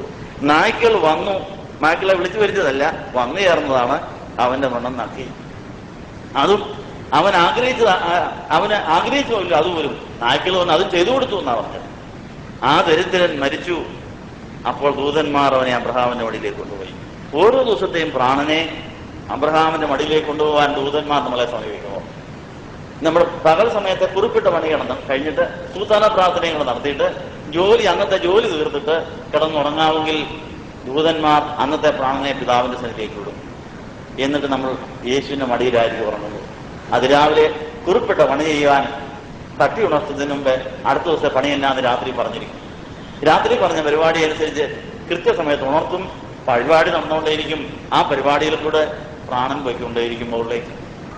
ഇങ്ങനെ മരിച്ചവർക്ക് വേണ്ടി നമ്മൾ പ്രാർത്ഥിക്കുമ്പോൾ നമ്മൾ പ്രാണൻ പാതാളത്തിൽ പോയി അവരുടെ പ്രാണനെയും കൊണ്ട് സ്വർഗത്തിലേക്ക് പോകും. ഇന്ന് നമ്മൾ ആ പണി ചെയ്യാൻ പോവുകയാണ്. അതുകൊണ്ട് കഴിഞ്ഞ കാല ജീവിതത്തിൽ നമ്മുടെ പ്രാണൻ പാതാളത്തിൽ പോകുവാൻ എന്താണ് കാണുന്നത് മനസ്സിലായല്ലോ. നമുക്ക് കിട്ടുന്ന കാര്യങ്ങൾ പരിശുദ്ധാത്മാവ് പറഞ്ഞതാണോ ഇല്ലയോ എന്ന് അറിയുക, പരിശുദ്ധാത്മാവോട് ചോദിച്ചു മാത്രം ചെയ്യുക. ഇന്ന് ഈ ആരാധനയിൽ സംബന്ധിച്ചിരിക്കുന്നവരിൽ 10 തരം രോഗികളുണ്ട്. ആ രോഗികളുടെ പ്രാണൻ ഇതിലൂടെ പർദീസായിൽ എത്തുവാൻ ദൈവം കരുതിയതാണ്. ആ കാര്യം കർത്താവ് സാധിച്ചതിന് നന്ദി പറയാമെങ്കിൽ ആ രോഗത്തിന് ഇനി ആശ്വാസം നൽകും. ഒരു ഹൃദ്രോഗി, ഒരു കരൾ രോഗി, ഉദരരോഗമുള്ള 3 പേരെ, അൾസർ ബാധിച്ച 4 പേരെ, ശ്വാസം മുട്ടലുള്ള ഒരാള്, കിഡ്നി രോഗമുള്ള ഒരാൾ, തലവേദനയുള്ള 5 പേർ, ശരീരവേദനയുള്ള 2 പേർ, നടുവേദനയുള്ള 2 പേർ, മുട്ടുവേദനയുള്ള ഒരാൾ. ഈ 10 തരം രോഗികൾ ഈ രോഗം ദൈവം തരാൻ അനുവദിച്ചത് അതിലൂടെ നിങ്ങളുടെ പ്രാണനെ സ്വർഗത്തിൽ എത്തിക്കാമെന്ന് വിചാരിച്ചാണ്. നന്ദി പറയാമെങ്കിൽ ഈ കർത്താവിന്റെ ഉദ്ദേശം സഫലമായതുകൊണ്ട് ഇനിയും നിങ്ങൾ ഈ രോഗത്തിൽ കിടന്ന് വിഷമിക്കേണ്ട കാര്യമില്ല. ഈ ലാസറിന്റെ പ്രാണൻ മുഴുവൻ അബ്രഹാമിന്റെ മടിയിൽ എത്തിക്കഴിഞ്ഞപ്പോൾ പിന്നെ രോഗിയായിട്ട് കിടക്കേണ്ട കാര്യമില്ല എന്ന് മാലാഹവന്റെ എടുത്തുകൊണ്ട് പോയി. അപ്പോൾ പ്രാണന്റെ വീണ്ടെടുപ്പിന് ശേഷമാണ് രോഗസൗഖ്യം ഉണ്ടാകുന്നത്. ഇന്ന് ഇത്രയും പേരുടെ പ്രാണന്റെ വീണ്ടെടുപ്പ് കർത്താവ് ഉദ്ദേശിച്ചിടത്തോളം നടന്നതുകൊണ്ട് അത്രയും പേർ കർത്താവ് സൗഖ്യം കൊടുക്കുവാൻ, സൗഖ്യമാക്കുന്ന ശക്തി അവരിലേക്ക് കടത്തിവിടുകയാണ്. 6 പേരുടെ ബന്ധനങ്ങൾ ഇന്ന് അഴിയുന്നു. പുകവലിയിൽ നിന്ന് 2 പേർ വിടുവിക്കപ്പെടുന്നു. മദ്യപാന രോഗത്തിൽ നിന്ന് ഒരാൾ വിടുവിക്കപ്പെടുന്നു. വീട് പണിക്ക് തടസ്സം ഉണ്ടായിരുന്ന ഒരാളുടെ തടസ്സം ഇന്ന് കർത്താവ് മാറ്റുന്നു. ജോലി ഇല്ലാതിരുന്ന 2 പേർക്ക് ഇന്ന് പുതുതായി ജോലിയുടെ വാതിൽ തുറക്കുന്നു. വിവാഹത്തിന്റെ തടസ്സമുള്ള ഒരാളുടെ തടസ്സം മാറുന്നു. പഠനത്തിന് തടസ്സമുണ്ടായ ആ തടസ്സം മാറുന്നു. 7ാമത്തെ കണ്ണ് ലഭിക്കുന്ന 2 പേർ, 100% ചിറക് ലഭിക്കുന്ന 2 പേർ അവിടെ ഞെരുക്കങ്ങളെ മുഴുവനും സ്തോത്രമാക്കി മാറ്റിയപ്പോൾ അത് ചിറകായി മാറിയിരിക്കുന്നു. അങ്ങനെ നമ്മുടെ അന്തിന്റെ ജീവിതത്തിൽ നാശയോഗ്യമായ ജഡബോധം മാറി ധൂർത്തപുത്രനെ പോലെ മടങ്ങി വരുന്ന ഒരാൾ, അമാലിയകളുടെ ആക്രമണം തീരുന്ന 5 പേര്, 3 അമാലിയക്കിന്റെ സാന്നിധ്യത്തിൽ വിഷമിച്ചുകൊണ്ടിരുന്ന 3 പേരുടെ പ്രശ്നം ഇന്ന് പരിഹരിക്കപ്പെടുന്നു.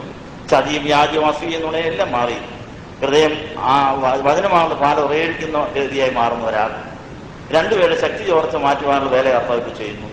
യേശുവിനെ ജയിലിൽ നിന്ന് മോചിപ്പിക്കുന്ന ഒരാൾ, 2 പേരുടെ കളതീരുന്നു. ഹൃദയഭാരമുണ്ടായി വന്ന 2 പേരുടെ ഭാരം കർത്താവ് ഏറ്റെടുത്തിരിക്കുന്നു. ജാഗരണ പ്രാർത്ഥനയ്ക്ക് വരം കിട്ടുന്ന ഒരാൾ, ക്ഷമിക്കുവാൻ വരം കിട്ടുന്ന ഒരാൾ, വിശ്വാസത്തിന് വരം കിട്ടിയ 7 പേർ, പുതുതായി സന്തോഷം ലഭിച്ച 2 പേർ, പുതുതായി സമാധാനം ലഭിച്ച 3 പേർ, പെന്തിക്കോസ്തിയുടെ അനുഭവം 100% 2 പേർ, പ്രാണൻ 100% യേശുവിലേക്ക് കടന്നു പോകുന്ന 2 പേർ. 8 പേരുടെ ജീവിതത്തിലെ 46 മുറിവുകളുമായി വന്നിരിക്കുന്നു. അത് ആ മുറിവുകളിൽ കർത്താവിന്റെ മുളയൊട്ടിക്കുവാൻ തക്കണം അതിപ്പോൾ കർത്താവിന്റെ വചനമാകുന്ന വാളിടാനുള്ള ഉറകളായി മാറ്റിയിരിക്കുന്നു. 31 അന്യകർത്താക്കന്മാർ, 24 കെണികൾ, 30 പരിഹാസി, 23 അനുഗ്രഹം മുടക്കി, 24 ആരാധന മുടക്കി. ഇത്രയും പൈശാചിക ശക്തികളുമായി പോരാടിയിട്ടാണ് കർത്താവ് നമ്മളെ ഇപ്പോൾ ആശ്വസിപ്പിച്ചിട്ട് ഈ ആശ്വാസം കൊണ്ട് പാതാളത്തിലേക്ക് പോകാൻ നമ്മളെ പ്രേരിപ്പിക്കുന്നത്. ഇപ്പോൾ ഇത്രയും വേല ചെയ്തത് യേശുവിനോടുകൂടെ യുദ്ധം ചെയ്യുവാനും യേശുവിനോട് വേല ചെയ്യുവാനും വേണ്ടിയാണ്. ഇപ്പോൾ വാങ്ങിപ്പോയവർക്ക് വേണ്ടി ഒരു ധൂപപ്രാർത്ഥന ഒന്ന് നടത്തും. അതിനുശേഷം വിശുദ്ധ കുർബാന അനുഭവിക്കാനിരിക്കുന്നവർക്ക് കുർബാന തരും. ആ യേശുവിനെ പുനരുത്ഥാനം ചെയ്യുന്ന യേശുവിനെ നമ്മുടെ വയറ്റിലിട്ടുകൊണ്ടാണ് വാങ്ങിപ്പോയവരെ തേടി പാതാളത്തിലേക്ക് പോകുന്നത്. അവസാനം ഈ ചുവന്ന കയറ്റുവായിൽ ഒരു പായിട്ട് അവിടെ 2 നെടുവിൽക്കാലം വെച്ച് ഒരു കുരിശുമൊക്കെ വെച്ച് പ്രത്യേക ധൂപപ്രാർത്ഥന നടത്തി ഈ വന്നിരിക്കുന്ന നിങ്ങളുടെ അപ്പന്റെയും അമ്മയുടെയും മാതാപിതാക്കൾ വഴിയുള്ള 4 വഴിയുള്ള പൂർവികരെയെല്ലാം തേടി നമ്മൾ പാതാളം വരെ ആത്മലോകം വരെ പോകാൻ യേശുവിന് നമ്മുടെ ജീവൻ വിട്ടുകൊടുക്കുകയാണ്. യേശുവിന്റെ ശരീരരക്തങ്ങൾ നമ്മൾ ഉൾക്കൊണ്ടുകൊണ്ട് നമ്മൾ ആ പാൽ കുമ്പിടാൻ പോവുകയാണ്. കുമ്പിടുമ്പോൾ സ്വർഗം എന്റെ സിംഹാസനവും ഭൂമി എന്റെ പാദപീഠവുമാണെന്ന് പറഞ്ഞ വചനപ്രകാരം പിതാവിന്റെ വലത്തുമാതിരിക്കുന്ന യേശുവിന്റെ ആ കാല് ഈ പായിൽ വന്നിട്ട് നമ്മൾ ആ പായിൽ മുത്തുമ്പോൾ നമ്മുടെ നെറ്റി, നമ്മുടെ മുഖം യേശുവിന്റെ കാലിലായിരിക്കും സ്പർശിക്കാൻ പോകുന്നത്. ആ യേശുവിന്റെ കാലിന്റെ അകത്ത് നമ്മൾ പ്രിയപ്പെട്ടവരുടെ പ്രാണനുണ്ടായിരിക്കും. അവരത് ഏറ്റുവാങ്ങി അങ്ങനെ അവർക്ക് ആശ്വാസം ലഭിച്ച് അങ്ങനെ തലയായ വിശ്വങ്ങളും വളരുവാനുള്ള നമ്മുടെ സംഭാവന നമ്മൾ അവർക്ക് കൊടുക്കുകയാണ്.